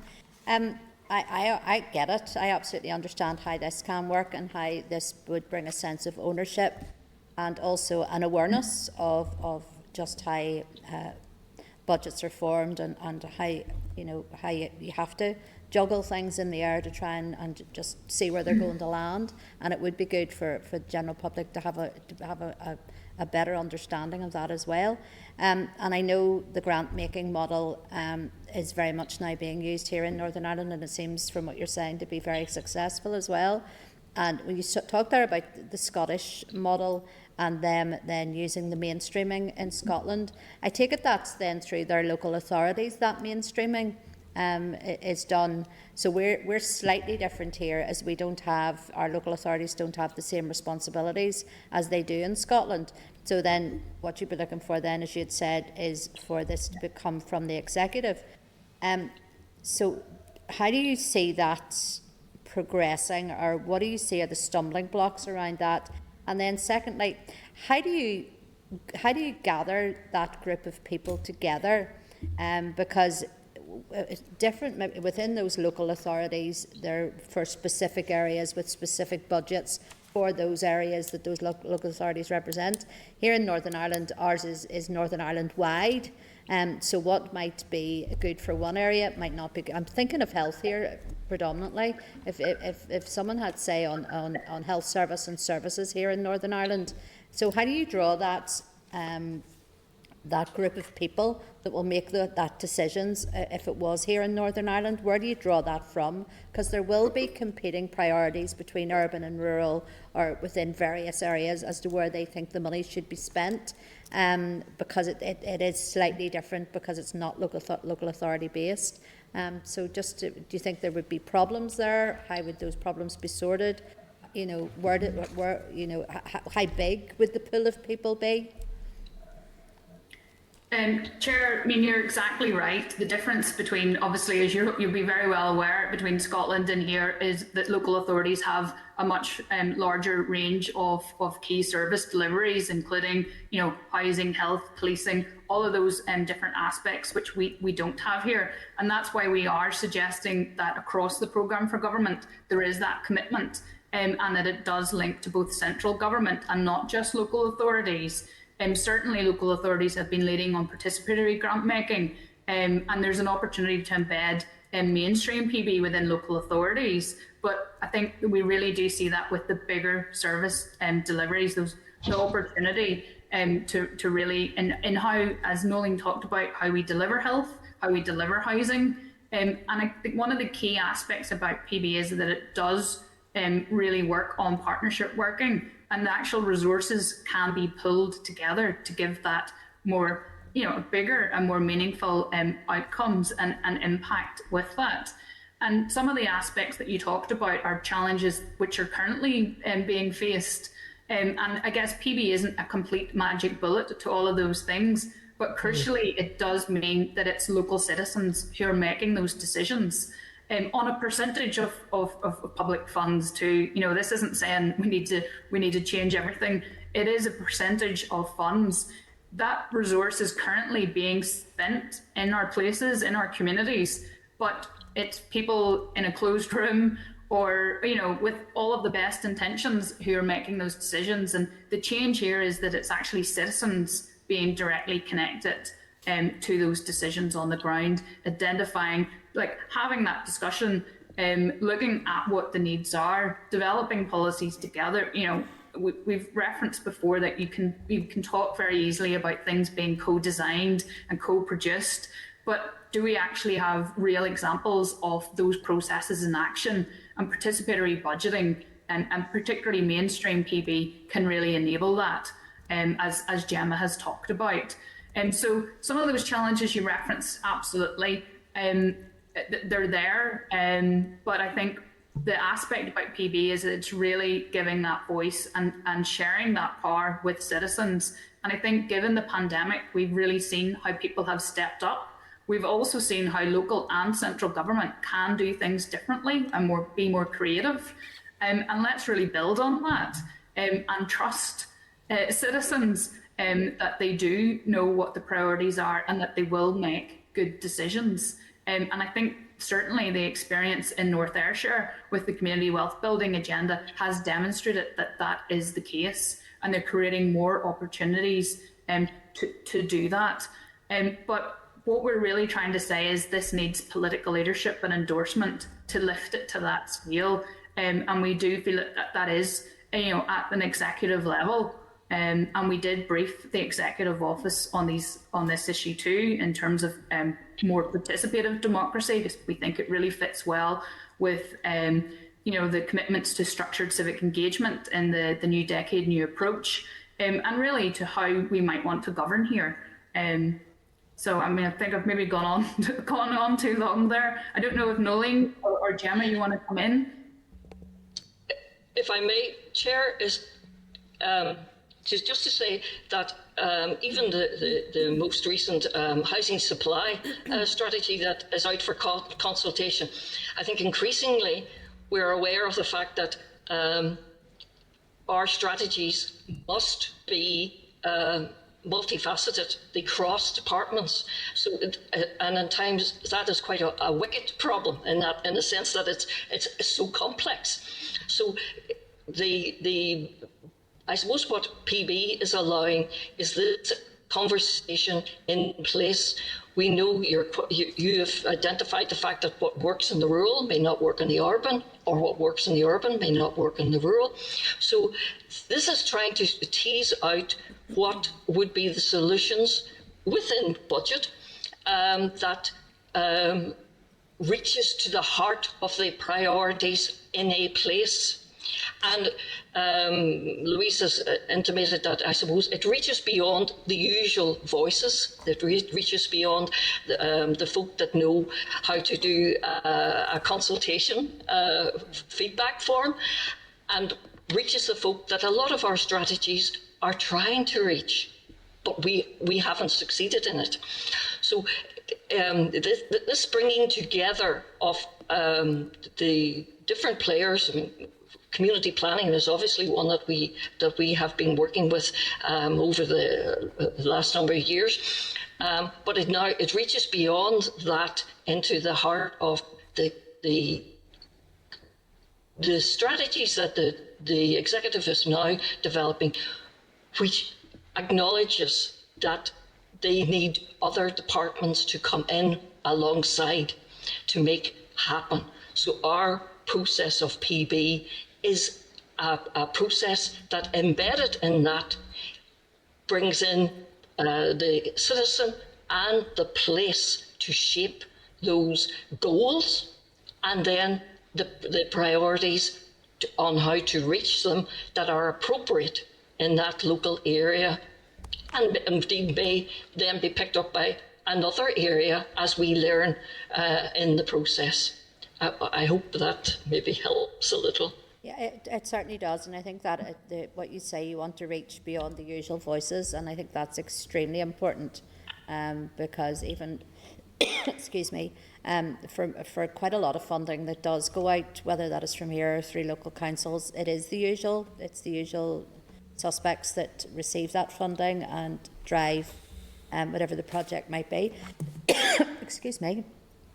So I get that, absolutely get that. And I think if it was something that, if it was a subject, I know, just to mention, I know that we did have a citizens' assembly here in Northern Ireland at Europa Hotel a few years ago to do with domiciliary care. And there was a real consensus around that, because everybody wanted the same thing and everybody saw the need for change and a way through that.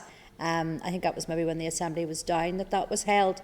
So I can understand a group of people coming together, and that was a large group of people who came together to discuss a subject that would work right across the board throughout the entirety of Northern Ireland, and there was real consensus around that issue.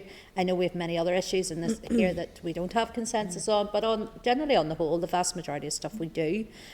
So no, I absolutely get that. I just wanted to sort of ask those questions around where we derive that group of people from. How is it done on a, you invite people, or is it done, if you can let me know whether Scotland do it, or is it done on a, like a lottery type thing, or is it a computer picks out so many people from the electoral register to say we invite you to come forward to be part of this? What way do they do that in Scotland? So it's completely open to every citizen. So, depending if it's in a particular geography or place, it would be, everyone who perhaps lives there. Sometimes there's age limits, or there are actually lower age limits to include younger people who perhaps can't vote, but from perhaps the age of 8 can have a say on the budgets. That's how it works, for example, in Dundee. And in Fife as well, people have that opportunity. So if it's being done on a theme, it's really up to those who are designing with communities. So, for example, a department with communities designing a programme and then deciding on the scale of the geography that it would be delivered within. But the aspect is that it isn't the panel, or it isn't like sortition or a lottery, which some of the other processes take, such as citizens' assembly, where while obviously you have that really intense discussion and deliberation, it is with the representative of the population. And I mean, I'm not an expert in citizens' assembly, but whereas participatory budgeting opens that up to every citizen. So everyone from, for example, the age of 8 up can have a decision and help to shape how their local areas are developed, whether that is, for example, in Dundee, across each of the district electoral areas. So there's 8 across Dundee. People decided how they wanted to allocate a share of 1.5 million in terms of physical investments. So that was things like cycle lanes, pedestrian crossings, green corridors and green roofing. I mean, a lot of aspects now towards, with citizens being much more clued into things like climate change and wanting to take specific actions around that. So it was local people actually deciding where that budget would be directed. So that budget was there. It was going to be spent within that geography, but the difference is citizens actually helped to decide where that would go. And I totally take your point that often, there are contested issues here, but I think increasingly people, and particularly with, the impacts of COVID, perhaps being more at home, they're much more aware and looking at the investment in their local areas and how they can make those areas and places improvements into them. So I think, again, that speaks to that growing appetite for that kind of direct decision making that people want to have on issues that really matter to them in their local places and geographies. Okay, thank you. So, Members, can you let me open know? to everyone. Can you let me know if you want to come in? Can I bring in Ciara, please?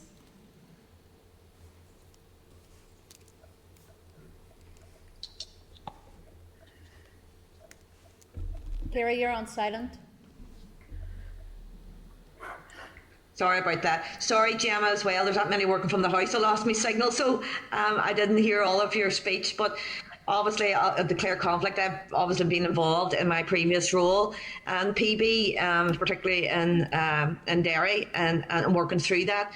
And then obviously, likewise, I remember back years ago with regards to CFNI and Cormac McAleer and the whole fair share process when it came to the lottery.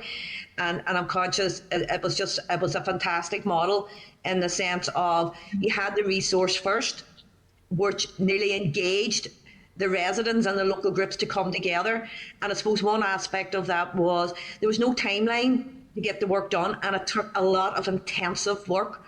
I mean, 30, 40 public meetings before that whole community could decide how to spend £75,000 in their neighbourhood. But I have to say, it was remarkable. It ended up that 75 probably realised, £500,000 of investment, but it was a long process. So I suppose one of the, so I'm a keen advocate of trying to engage as many citizens with regards to and creating extra and new models. And it's always about who's not in the room rather than who's in the room when it comes to deciding on what should be spent. And I know the community sector do their best with engaging residents and, as you mentioned, the surveys and just constant engagement, but it takes a lot of time and investment. So I'm kind of, one of the questions there, if you've any thoughts regarding the infrastructure behind it, because I'm conscious even in the models currently, online and trying to engage people just online, it's how do we engage those most in need, those voices, that haven't got the confidence to engage even online or have their voices heard, and that's ideally who we require. And then with regards to need, the evidence of need, obviously with the sector. So it's just very, very supportive of engaging citizens, creating new ways of engaging citizens.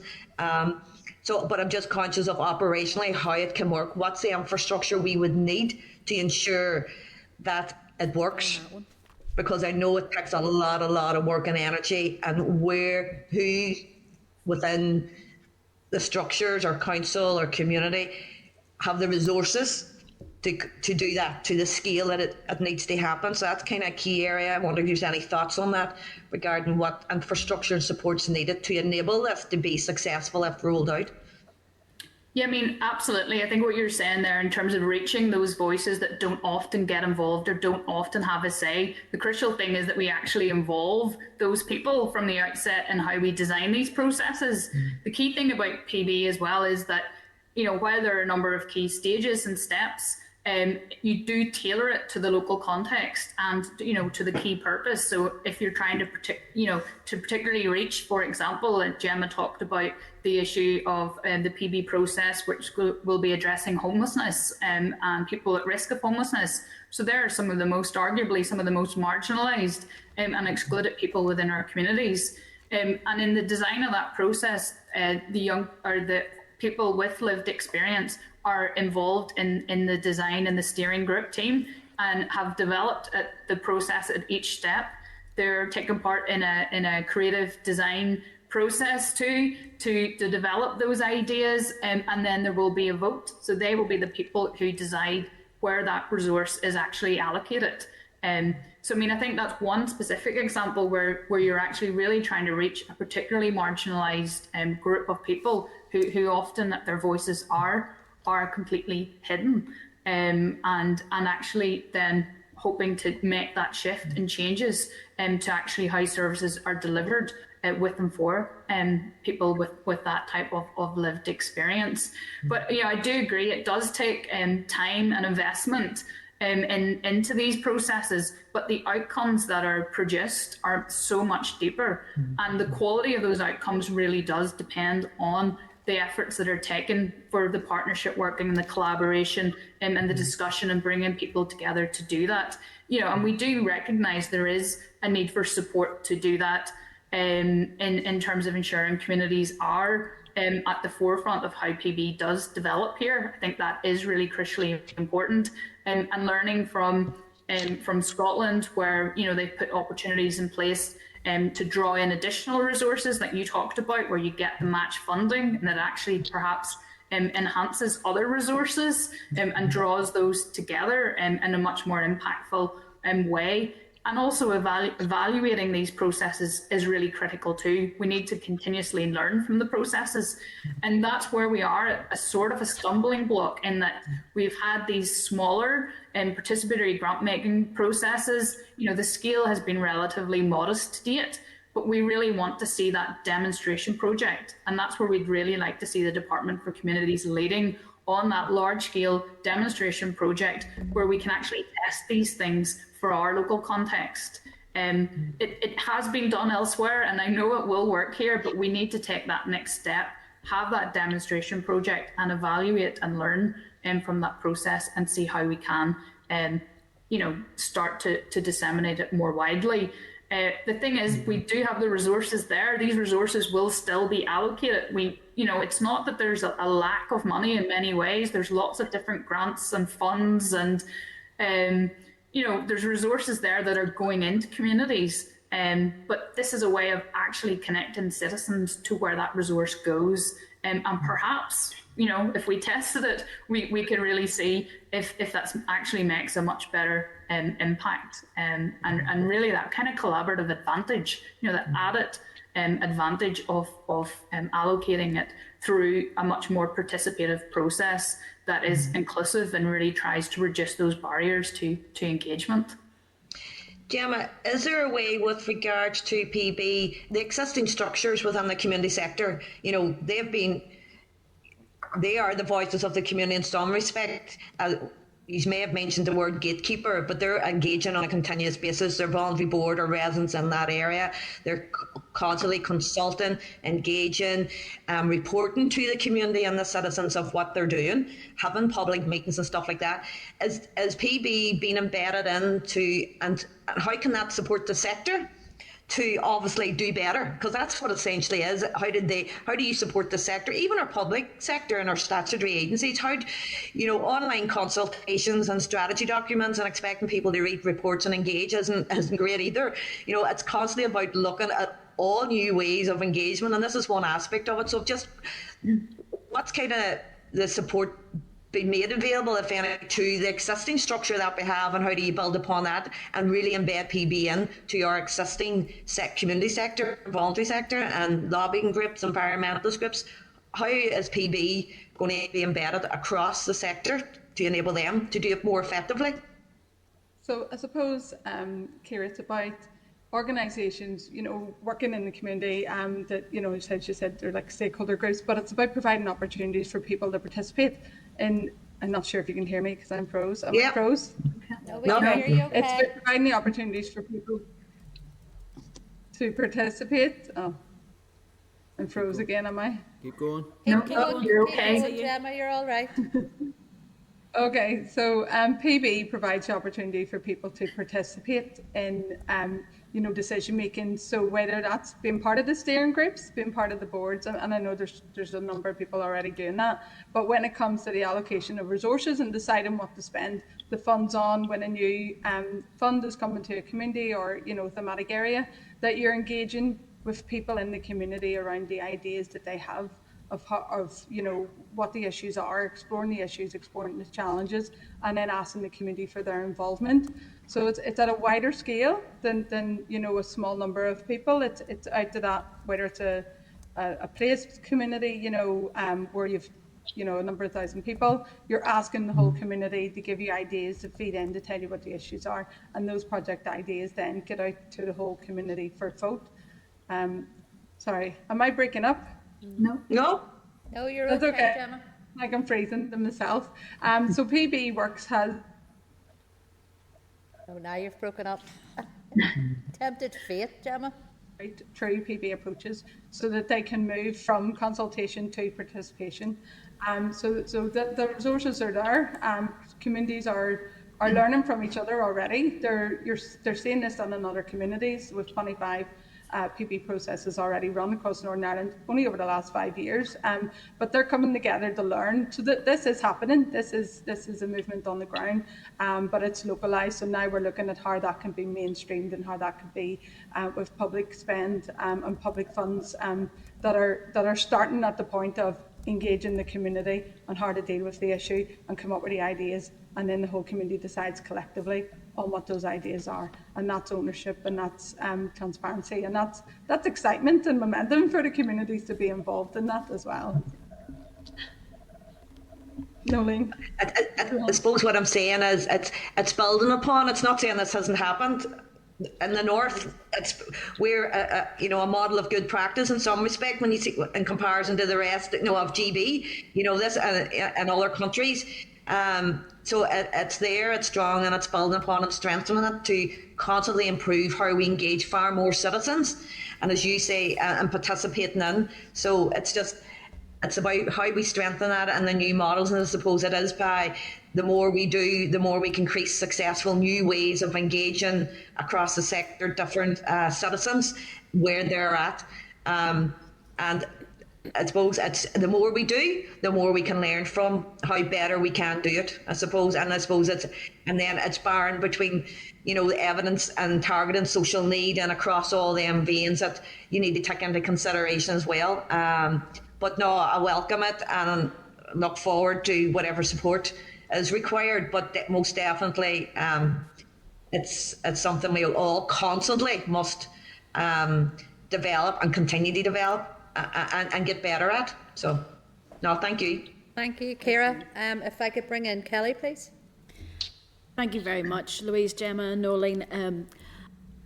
Don't mean to burst the bubble, but I am going to ask questions, because if we're going to take forward participatory budgeting, I'll say PB from now on, then we need to be assured that what the faults of the past are not being carried forward through this process. Now, I worked in the community and voluntary sector for donkey's years. I get PB. I understand when you bring people on board and they're brought into a system that they can come up with so many innovative ideas, and it can actually make a real difference, and it improves them because they're part of something. But what I've watched over the years is that you have projects and pilots. We all know those cursed pilots that come along that never end. So a project comes along, and Louise, you mentioned earlier, so the community decides that a cycleway will be put into their area. So that project happens. The next piece then comes along and they decide something else. Now, I've watched in communities and through the community and voluntary sector where it becomes jobs for the boys. So the same people then become involved, and then it's an expectation that there will be employment, and that employment will continue, and then it almost becomes a system whereby it in itself then develops into something that was never intended to be. So I'm just wondering, does the programme, or how do you deal with the programme not becoming this system where there's an expectation that the programme will end up constantly being provided, the same people involved over and over again? And I'm thinking in particular of our planning system at the moment has public consultation and doesn't really have public consultation, because the public, it's only when they're engaged in the process that they'll take part, and they're not responding to it. So how does PB, just help me understand how PB will engage the community? How will PB not create empires, and how would PB stop postcode lotteries? some big questions there. I mean, yeah, no, yeah, PB can stop those things. I guess it isn't. You don't do PB for the sake of doing PB, and it's not. It shouldn't be a standalone program. It should actually be aligned to those policies, to where those resources that are currently going to be channeled into a particular place. So that resource is already coming there. It's thinking about how we allocate it differently.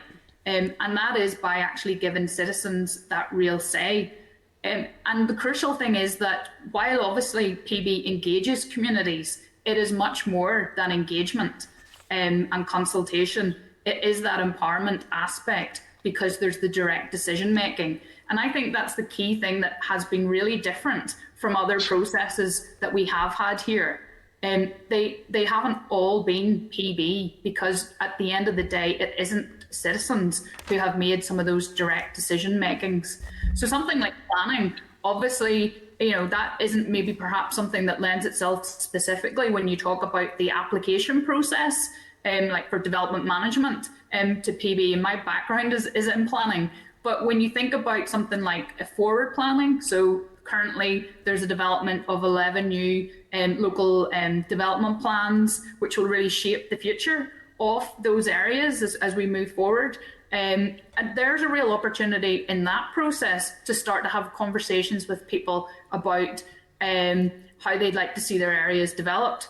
But we also have the challenge that the councils who now have planning powers don't have regeneration powers. So there's this disjoint there.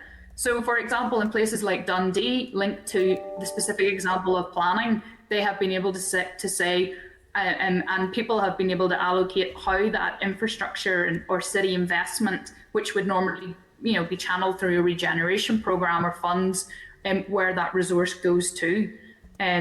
So that is the difference. And it's not necessarily specifically jobs, or, you know, it's about, for example, in that way, it's a particular infrastructure that people can then see and benefit from. It might be, you know, there's a whole range of different things that might be. But the crucial thing is that it shouldn't just be the usual suspects that get involved in these processes, because they're designed to be really inclusive and to be really easy to access, so that any citizen can actually take part if they're interested and want to really you know, contribute to how their local area is shaped. And certainly from our experience, citizens really do care about their local areas, and they do want to see them improve and invest and see investment within them. And it goes back to those aspects that Nolene was talking about actually giving people a real stake in that investment.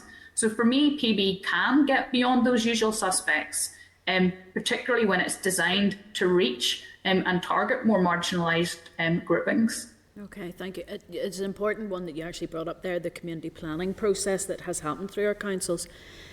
I'm not convinced that it was the best way forward, and the reason I say that is because I attended a number of the local councils' events, and the usual suspects were the only ones that turned up to it.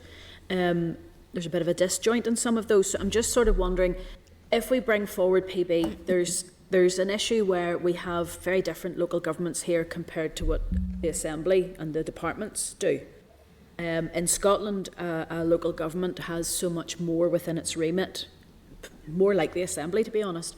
I'm just wondering how we don't disappoint people through a PB process where they may come up with ideas, but actually it's not within the remit of the council, or it's a statutory provision within the Assembly. How do we manage the people? So we, as you said at your very start, you know, it's about building trust and confidence. So how do we ensure, do we have to spell it out to people from the very start to say, guys, you only have this much influence? Like if somebody was to turn around and say they wanted a stroke unit built in their area, under Bengoa, that wouldn't be within the frame. So how do we manage that expectation? It's absolutely about being clear at the outset what the kind of the parameters are, and again that goes back to the trust. So everything is open and transparent. References that Gemma have made to that, the information is out there from the beginning, and you say this is what can be shaped, and the ideas and the policy development or whatever process it might be are shaped within those parameters. So it's within the existing budgets, within the existing resources. Normally there's a number of kind of key criteria, and you keep that pretty light touch, but it's that it's feasible within the time frame and within the resources, that it's legal and that it's safe, and then connect it to the particular theme or purpose that you're trying to address. So absolutely, it isn't going out there and saying, please give us all your ideas about how we can address this one issue. It's really looking at it in a much more structured manner, and within those parameters, and then actually already at the outset committing those resources.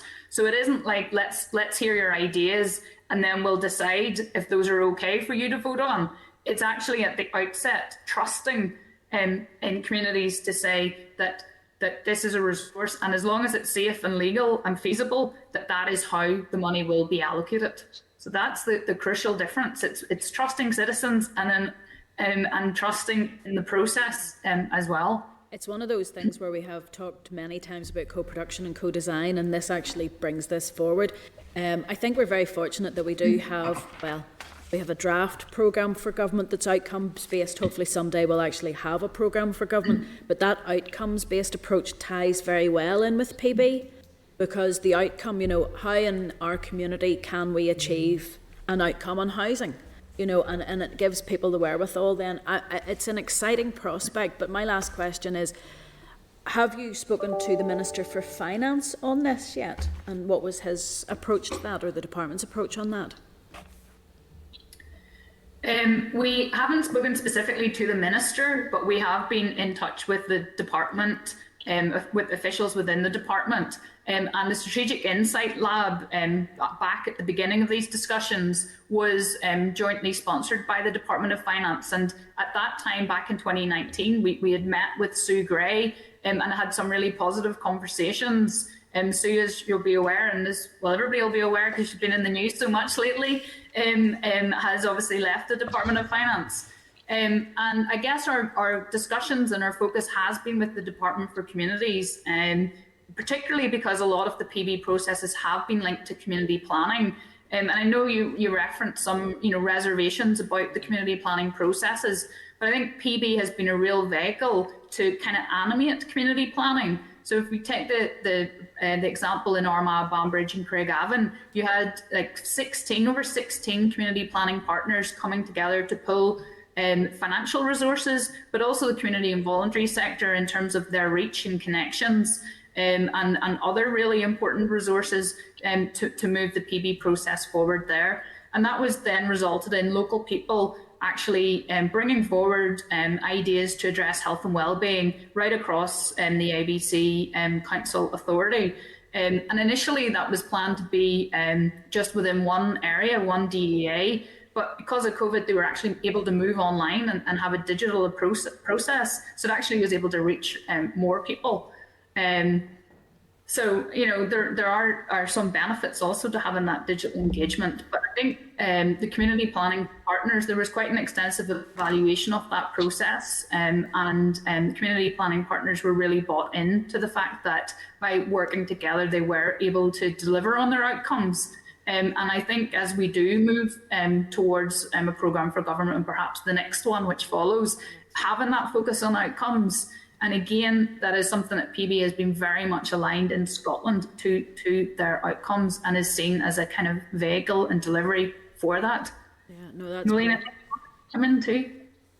May I just to say, it's been referenced just how much energy and resource is needed to build real community engagement and empowerment, that and how the community sector have welcomed whatever aids and assists and methods that can be used to help them in that role. That's the appetite we've been referencing. But it's also that over the last few years, PB Works have been trying with their mentoring workshops and so on to make folk aware of a quality PB process. We were looking to develop a charter. Scotland has just published their charter for a PB process, and it is in trying to establish what the aims and the objectives and the methodologies that these represent the depth of the processes that PB can deliver, that assurance. Now, from that, one of our asks, as you'll see in the route map, is a demonstration program project, because I think all the questions, the good, hard, practical questions, the pragmatic, this is what we are trying to tease out. Over the last few years, as each grant-making PB has happened, we've all shared and learned from each other, but we really haven't embedded a mainstream one yet. There's an interesting, you talked about community-led. The CFNI have run a project, and thankfully I'm part of a Glenn's Healthy Places Mark II that is community-led. The commissioner is the North Area Community Network, and it's 4 strands meeting mental well-being, resilience. So it's bringing, although it's under the umbrella of a community sector, the design team also includes a community development, community planning, Northern Health Trust and PB Works, trying to pull and design the PB as a core for the other strands moving forward, which is intergenerational. So it is a very flexible, adaptable, purpose-led process, but it needs now to lift it from the experiences we have been having and sharing. It now needs a demonstration project that will lift it to this next level. So again, that we will all learn and share together. And to that end, we have asked support for a regional strategic group that would pull together all the arms of government, but also the different sectors that have been engaged, have had some experience now, and successful experience within Northern Ireland, so that we would pull our knowledge and our imaginations to create a demonstration project that we would all learn from. Statutory, all the sectors would learn from. And that would be one of our key asks in this effort to have a quality PB environment within Northern Ireland. Other places can do it. We certainly can. There's nothing that, why shouldn't we be capable of doing likewise? Thank you very much. Thank you. Okay, thank you, Kelly. No one else has indicated that they want to ask anything further, so can I just then thank you, Louise, Nolene and Gemma, for your time today with committee. It certainly has been very informative, so thank you. Thank you very much for the opportunity. Thank you. Thank you very much. Okay, members, we're going to move on then to agenda item 7 in your pack, which is a briefing from Homeless Connect. Members, you'll find a copy of the papers in your table papers. So then, can I then welcome to the meeting Mark Bailey, Saoirse, Shauna and Clodagh, I think it's joined us as well. So you are all very welcome. Mark, I understand that Saoirse and Shauna are going to say a few words before you go into your briefing. Is that still the way we're doing? I'm gonna introduce at the start. No problem, then you go ahead. It's over to you. Great. Yes, thank you for your invitation to the committee this morning. My name's Mark Bailey and I'm the Policy and Public Affairs Officer for Homeless Connect, the representative body for the homelessness sector here. Alongside me we have Saoirse and Shauna, who are 2 individuals with lived experience of homelessness. Members of the all-party group on homelessness will have met Saoirse and Shauna previously at a meeting we held last year. They're accompanied by Elaine and Clodagh from the Simon community and the Northern Ireland Youth Forum, respectively. The focus of the session is going to be on homelessness and the impact of the draft budget. Hopefully members will have had the opportunity to read the briefing that we provided regarding the potential impact of the draft budget on the homelessness sector. I don't propose to go over the material there again, other than to briefly say that Homeless Connect, as the representative body of the homelessness sector, is deeply concerned about the potential impact of the draft budget for our sector and those it supports. This is for two main reasons. Firstly, it is our view that the reduction and prevention of homelessness will prove very difficult to achieve if the draft budget as proposed is implemented. This is due to the fact that many of the key actions in the homelessness strategy, the strategic plan for temporary accommodation and the housing supply strategy will prove impossible to implement without additional funding. And secondly, that as members will know from all the contacts you have with your constituents, the housing and homelessness system is already under major pressure, and the funding settlement proposed in the draft budget will not, in our view, assist in improving the situation that we're currently facing. I would urge you as committee members to do everything in your power to see additional money allocated to housing and homelessness in the final budget.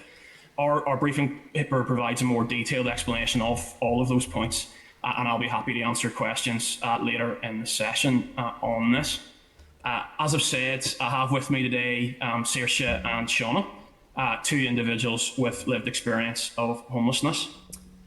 It can be easy to lose sight of the reality of the impact of homelessness amidst the discussion of statistics and policy and legislation and budgets. In the end, homelessness is about people. People who are our friends, our family, our neighbours living in our communities. And as I'm sure you'll agree, there is real value in hearing directly from those with lived experience when reflecting on the impact of decisions made by government departments. I'm going to invite firstly Saoirse and then secondly Shauna to speak about their experiences of homelessness and the impact it's had on their lives, and then we'll be happy to take questions. Thank you. Over to you, Saoirse. Thanks, Mark. Can you hear me, yeah? Yes, we can indeed, Saoirse. That's no problem. So, hiya, I'm Saoirse. I became homeless at the age of 17 and due to a family breakdown. Ended up living with my judo coach for about 7 months. She was a heart of gold for me. She was my rock throughout it. She kept saying to me, go to housing executive. I ended up going to housing executive and they never placed me anywhere. They just gave me my points. Didn't give me no options. And it took them 7 months to put me into Forsyth International. So I was in there for 3 days. 2 weeks before my 18th birthday, they placed me in Flax Foyer, and I lived there for 11 months. And I was petrified to go into a hostel. I didn't know what way it was going to go. I remember my first night still, to this day, as clear as day, about people banging your door and the screaming and shouting. Like, I was so nervous because I had never lived with strangers before. So it was all new, and yeah, it was very, very scary. But a plus side of me being hostel, I ended up engaging with the Northern Ireland Youth Forum, and I was with the Northern Ireland Youth Forum for a good few months. I done Relentless Change project, so it was a homeless project with the Youth Forum. Done that and made a video called Pinball, which was Journeys into Homelessness. And through that, I ended up gaining employment with the Youth Forum as a peer mentor. So as a peer mentor, over the last 2 years, we have been doing research. So we did, and we launched that back in September. And we interviewed, we've conducted 5 focus groups with young people, asking them where did they know where to go when they were homeless, and they basically told us no, that they didn't know. So we kind of knew that those were the sort of things that were going to come up. And we came off with 5 key recommendations, which we think that could, well, hopefully, fingers crossed, be implemented very easily into the system. So, like, giving examples of one of the key recommendations is a single online reference point for young people, so it has the relevant and up-to-date information, so that's that one place they can go to. Peer-led, somebody that has that experience and can walk through them with it. Developing a free help phone line for people, so then they know that there's a number there that they can ring, they know that number. and then a training for trusted people. So the likes of a youth worker, the likes of a sports coach, somebody that they know that they can trust and talk about.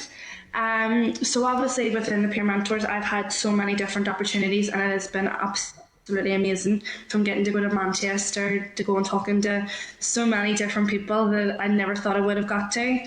But sadly, obviously it does come to an end come March the 31st. But not to leave it on a sour note, I last Friday had went for an interview with the housing executive and have gained full-time employment. So I'm very, very excited about that, and I'm also the first person to actually be in the housing executive not meeting the criteria. So I'm very, very happy and excited about that. Well done, Saoirse, from all of us in committee. That is fantastic news. Well done. Sorry to butt in there, Mark. No, you're okay, Shauna.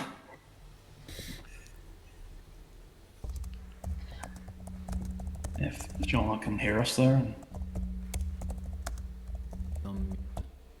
Shauna, are you on mute by any chance? Yeah. There you Hi, are. Here you now. Hi everyone, my name's Shauna. I'm a single parent. I'm homeless and I'm living in Conway Hostel with my daughter, and I gave birth to my daughter February 2020, and due to a relationship breakdown with my family, I ended up homeless. And between staying at different houses, my friends and all my families, I just didn't have anywhere else to go. I constantly phoned the housing executive every day for help, but I just felt like a burden, and as if they were just pushing me from pillar to post rather than helping me. I was finally given a place here in Conway Court at the beginning of the first lockdown in March, and it was luck that I even got a place at that time. At the time I was actually suffering from postnatal depression, being on my own with a newborn. I found it really overwhelming and very stressful. Moving into that hostel, on my own, didn't know what I was expecting. So I just really felt so alone and scared and anxious. So the lockdown as well on top of that made me feel even worse. And I was worried about who was in the hostel and just everything altogether, what I would be facing. But I heard that Conway Hostel had a good reputation, so I was pushing with the housing executive to try and get in there.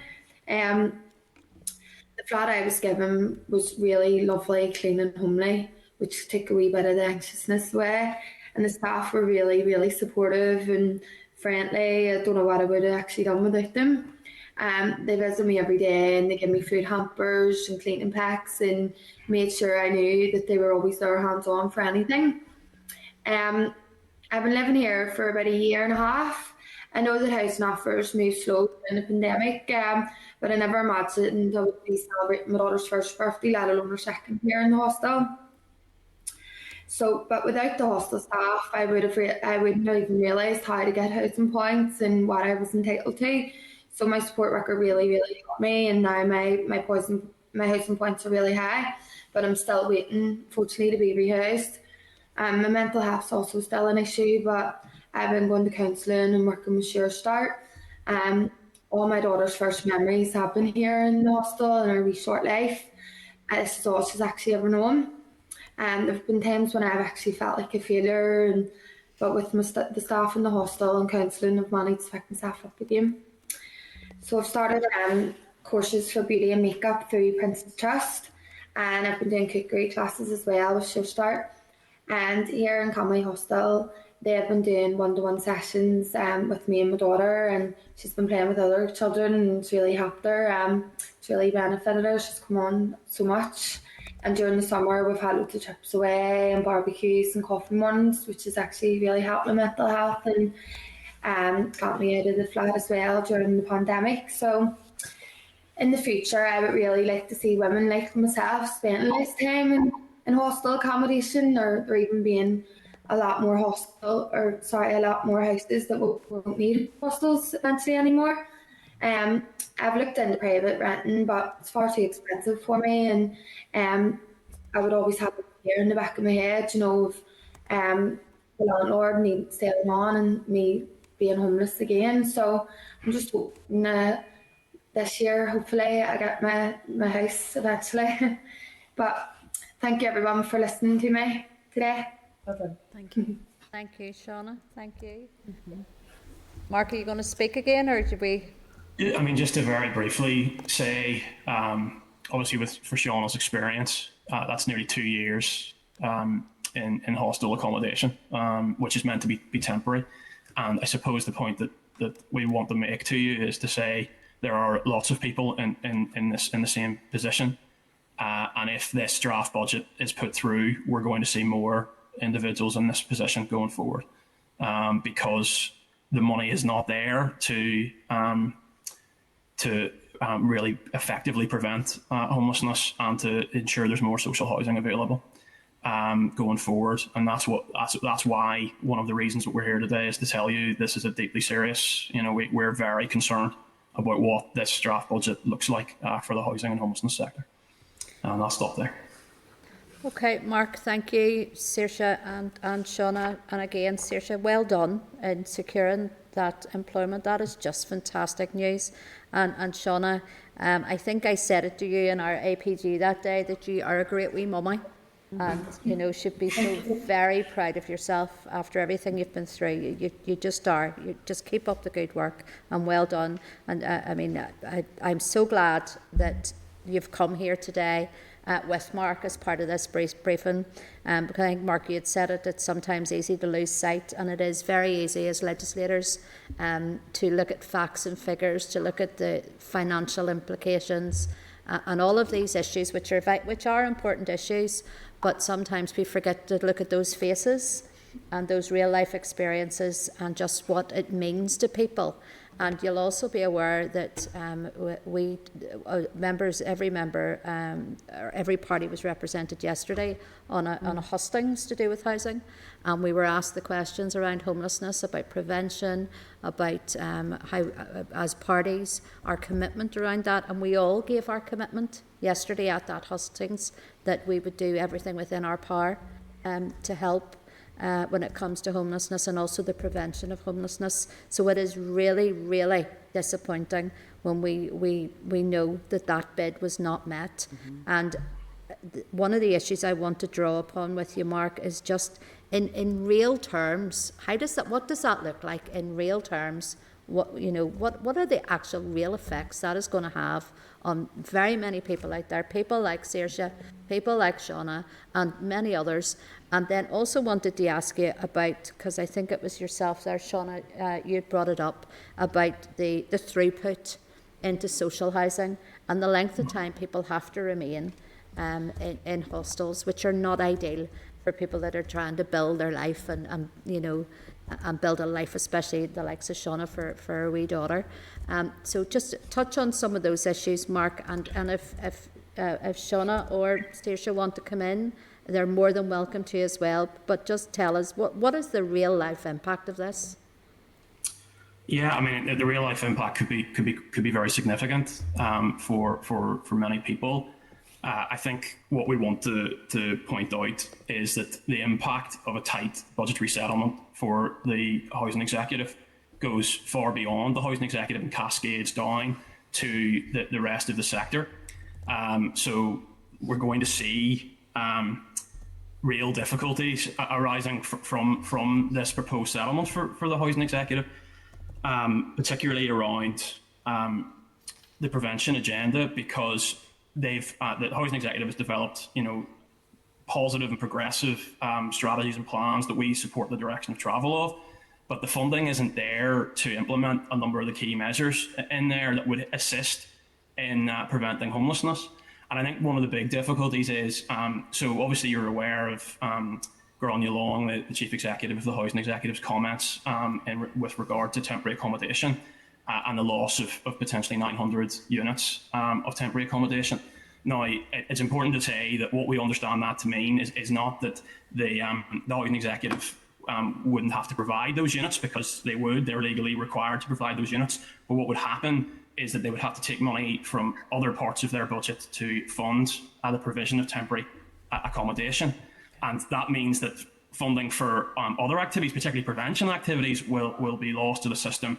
And the housing executive, instead of engaging in activities, we would actually save the state money and save people from the experience of homelessness, because preventing homelessness is much cheaper than acting and responding. They'll increasingly they'll be forced into responding to homelessness and continuing with the process that we have currently. And as you know, the numbers are stark. There's no hiding, from the fact that we've seen a 65% increase in the number of households in temporary accommodation. But again, it looks like this draft budget is proposing to try and go back to where we were at a different point when there was far fewer people in temporary accommodation.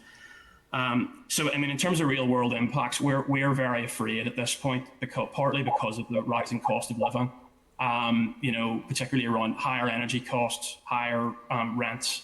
These are impacting on real people right now. And we're afraid that that's going to continue and it's going to get worse, and that it will lead to rising levels of homelessness and more people experiencing homelessness. And at this point, we're seeing a budget that isn't responding to what we see as the real need there. So I wonder, Sean or Saoirse, do you want to add anything further? It's just, you don't have to, it's just if you want to say anything, don't feel under pressure. Because maybe if I could just then continue on then, and if you do want to come in, you are more than welcome to. Again, it's something that we're very good at in this assembly, is responding, and it's not the planning part of it. And we know, I think I've said it, I've actually said it about spend to save. We know that homelessness affects not just, it's not just one department.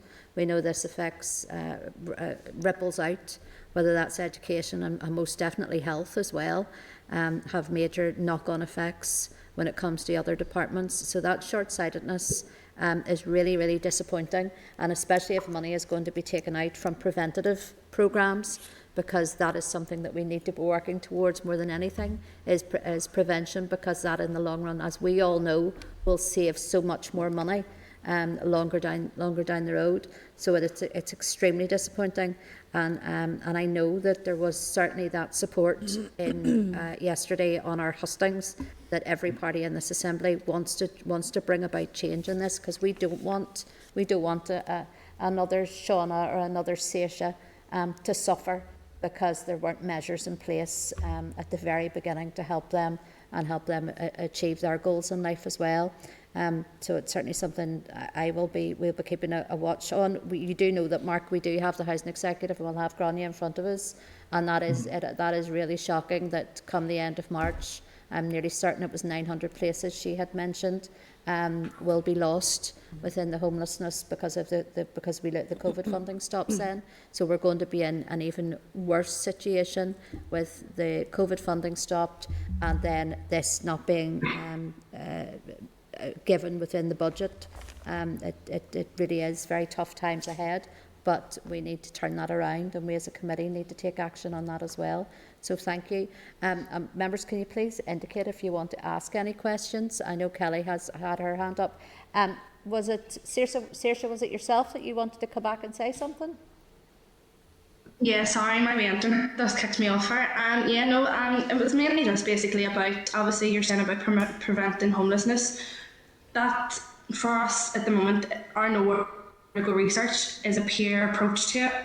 So, but we would really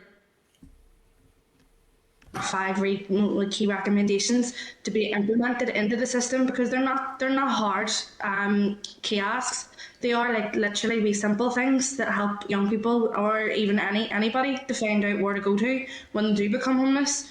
So that's one of the things that we would say would be one of the things that we would love to see implemented in the system. So I know, and you're quite right, Saoirse, on many of these issues. There are simple things that can be implemented that can make a massive difference in people's lives. So certainly that the committee will look at all of those proposals. I'm going to bring in Kelly at this stage, and then I've got Stephen. No problem. Thank you very much, Chair. Thank you very much, all.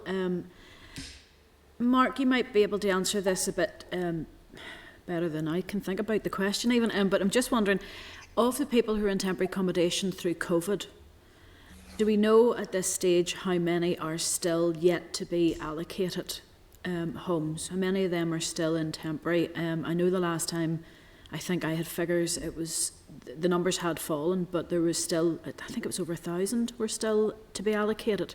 Have you an update on that at the moment? I don't, but again, I think what I would observe about the situation in relation to COVID is that we've seen quite a number of households enter the temporary accommodation system because quite a number of sharing arrangements came to an end due to the impact of the virus. And I think one point I would make about temporary accommodation numbers is simply to say that, once people are in the temporary accommodation system, it's not like you can just, click your fingers and they leave the system again. This is going to take a long time to work its way out through the system, and providing temporary accommodation costs money. The numbers, the pressure on the system. I mean, I've spoken to providers this week. I mean, it is incredibly difficult at the moment. It's very challenging, and really, I mean, there's real concern there about where we're going. But no, I don't have a figure for you, Kelly, on that. I can certainly ask that question, but when the housing executive may be able to respond to that when they're here with you. No, sorry for landing that on you, but it's just something that is constantly in my mind. We already have a homelessness issue, and there will be more people added to that issue at a time when we know the budgets are, as Gráinne Long has called them, very bleak. The other thing I wanted to ask you about, earlier on in our meeting today, we have talked about the LHA, the local housing allocation. The local housing allocation is stagnant at the moment. It's not being increased. And that means then that people who may have to turn to private tenancies because they can't get social housing, I'm just worried about the balance there, because the rent could be going up, but the LHA isn't in line with that. So more of someone's benefits will actually have to pay for the housing than their housing benefit element will cover. Yeah, that's right. As far as helping someone to have a more permanent home, and them having to go into private tenancies, are you seeing this coming through as an issue where private tenancies maybe are outside someone's affordability because of this LHA issue? Yeah, I mean, obviously in 2021, the average rent in the private rented sector went up by 5.4% according to Property Pal. I mean, and that number, again, the rising pressure on the system is very obvious to anybody who's looking at the housing market. And that obviously does have knock-on effects, because, as you say, the LHA is not moving in accordance with rents, and we're seeing a situation where we have too much money going chasing too few houses, and particularly the vulnerable at the bottom end are being squeezed, and it is very concerning about where this could go. And we really are urging the executive to think about measures that will help people who are facing the squeeze around the cost of living at the moment. But yes, you're very right to raise that point. And I mean, that's a concern we have that going forward, is that more people will enter the homelessness system because they lose their private tenancy. Yeah, absolutely.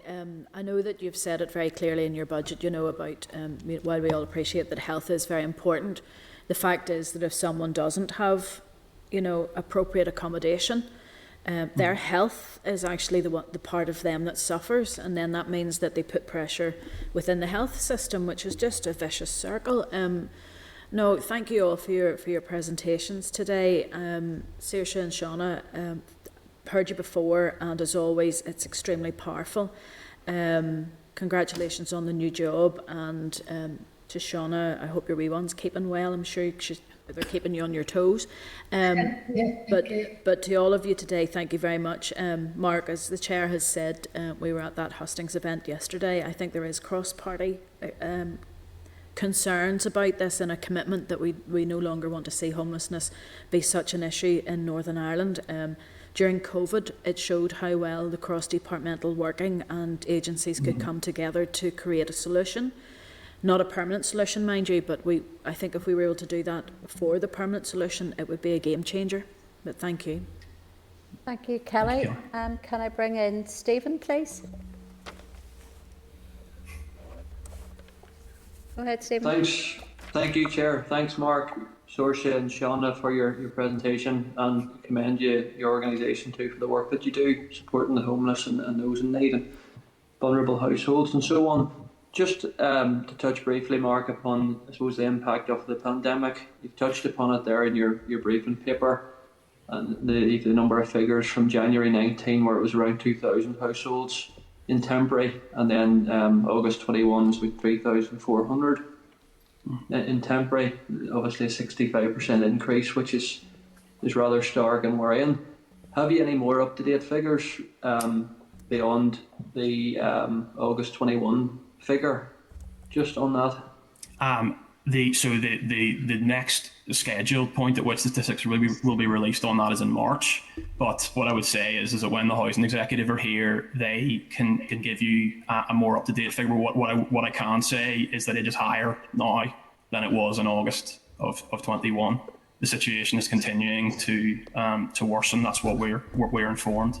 But the exact numbers, when the housing executive are with you, you can ask them, and I'm sure they'll have the up-to-date figure from that point. Yeah, no, thanks. And you obviously raised good points there, about the impact of the pandemic. Obviously, I'm sure your services have been a lot more required, in recent months. Has that been your experience, Mark, since you've been in post in this? Well, certainly in terms of the temporary accommodation system, as I've said, is under huge pressure. Most of our members who are temporary accommodation providers are operating at full capacity at the moment, and that has a number of different effects across the system. In that it means that there are people who and again this feeds into the throughput issue that was mentioned that Shauna's facing at the moment, which is incredibly frustrating, because you've got people who are ready to move into to a home in the long term, but they can't because there isn't social housing available to do that. Yeah. And you've got other people who could benefit from the voluntary hostels and from temporary accommodation who aren't able to access it, because the housing executive is being forced to go down the line of using what's described as non-standard accommodation, which can be expensive and also doesn't come with the support that many people in the sector need. And I think it's worth saying, one of the things that we've witnessed over the last in recent years has been that increasingly individuals coming forward or coming into the system have more and more complex needs, particularly around mental health, which Shauna mentioned earlier. Quite a lot of individuals in temporary accommodation and are face issues around their mental health. And that is one positive thing about the budget proposal, is that as we understand that the mental health action or strategy is going to be fully funded, and that will be good. That will be a positive thing. But again, it's worth saying that the pressure is building, and it's not at the moment. It doesn't look like it's gonna ease up anytime soon. Yeah, thanks, Mark. Just finally, in terms of engagement with housing associations, is that something that you've been actively involved in? Yeah, so a number of housing associations are valued members of our organisation. And again, obviously, they there's been an uptick in the number of social housing new starts. That many of the housing associations are involved in. They play a really valuable role in the system. But again, the point I would make is that without the requisite funding to make the change that we need to see, we're going to continue to see the waiting list rise. As the social housing waiting list rise as time goes on, and that's what we're here today to say. Is that we need to see. We need to see additional funding in the final budget whenever it comes through. Yeah, okay. Thanks, Chair. Thanks, Mark, and everybody else. Thank you. Thank you. Stephen, anybody else want to ask anything further? Nobody has indicated here that they want to ask any further questions. So, look, thank you, Mark, as always. Thank you very much for coming on front of committee today. I'm sure it wasn't too bad. We probably got off an awful lot easier than what we all did in front of you yesterday. So thank you so much. And to Saoirse and Shauna, thank you, massive well done. It's not easy to come in front of committee and certainly to tell your story, and you did it really well. And I wish you both all the very best for the future. And I know you, because you both have a future. So, well done to both of you, and thank you for being with us today. Okay, thank you. Thank you. Thank you very much. Bye-bye. Okay, members, I'm going to ask you then to move right over to agenda item 17. I'm just getting past here. Another note from... Okay, no, I've got that written down. So we're going over to agenda item 17. So just before we go on to that, members, there was a draft press release was sent out to you all during our break earlier, which is the publication on the private tenancies bill, the report. So members, can I get agreement that we go ahead with that draft press release? Yeah? Agreed, please. Yeah. Super, thank you very much. Then I'm going to go now to officially the agenda item 17, which is any other business. Members, do you have anything to raise? Paul? Chair, thank you. Whilst we've been in committee, the Chancellor of Exchequer has been making announcements. There's a further £150 million of support coming to Northern Ireland with regards to fuel poverty. Okay. In his announcement. But interestingly, in his announcement, he is proposing an upfront discount loan of £200 on bills. Now, of course, with a loan it has to be repaid, and he's suggesting a repayment plan of £40 instalments over the next 5 years. So that seems to be quite flexible in its latitude if it's over 5 years and £40 instalments. But again, it's not somebody's money, it's going to have to be paid back at some point. I suppose it's good that it's 5 years, because hopefully these hikes won't last that long and we can get back to some sort of normal staged prices. Interestingly also, but he has announced, and this is one that's interesting me, he has announced a £150 council tax rebate. Now I know council tax isn't the same as over here, but that's for bands A to D. Now if I'm right in that covers about 80% of people who pay council tax. Yeah. And that may well cover a lot of the people who wouldn't necessarily fall under benefits. Yep. So I'm thinking that we should be writing as a committee to the department on the back of this information, first of all to see, now I guess it's going to the Department of Finance with regards to £150 million, but if any of that money could come down into doing some sort of rebate, which then will be on your rates, which will affect everyone, no matter whether you're on benefits or not, because there's a vast amount of people out there who are still caught with high costs that are just about managing to live and hold down jobs, who aren't getting any benefits or aren't getting enough benefits to qualify. So this might well be of assistance to help those people that aren't able to qualify for any of the two existing support measures that we have in place in Northern Ireland. And it's basically just explore with the Department of Communities who's responsible for fuel poverty, whether they have engaged with the Department of Finance with regards to this £150 million of additional funding, to see if we can get this money down to people who aren't already able to enjoy some of the support measures in place. Yeah, no, thank you for that. I'll not tell you off for not listening in committee and reading the news multitasking. But you are. No, look, thank you for bringing that to our attention. It's relatively hot off the press. I don't know how much work will have been done on this already, but I think it is up to this committee to get off to the starting blocks and ask the questions on it. So thanks for highlighting that. Paul, Mark, you want to come in? It was just on a similar point. That looks like good news, and it's right that we as a committee make those representations that Paul has proposed. However, if this money is coming over as a bar consequential, it'll be unhypothecated when it does so, I presume. So I'm not sure what the implications are of us not having an executive when it does. That would be worse than the crying shame if this money comes and it isn't able to be used or isn't entirely used for what it's really needed. No, that's a point well made. Anybody else, anything further they want to say either on this issue or any other business they want to highlight at this stage? Okay, no, I'm going to then move on then to agenda item 18, which is date, time and location of our next meeting. Our next meeting will take place on Tuesday the 8th of February at 9 AM in room 30. And that's us. So thank you for your attendance today, members. Thank you. Thank you. Senate Chamber Programme signed. This is the Northern Ireland Assembly Senate Chamber Programme signed.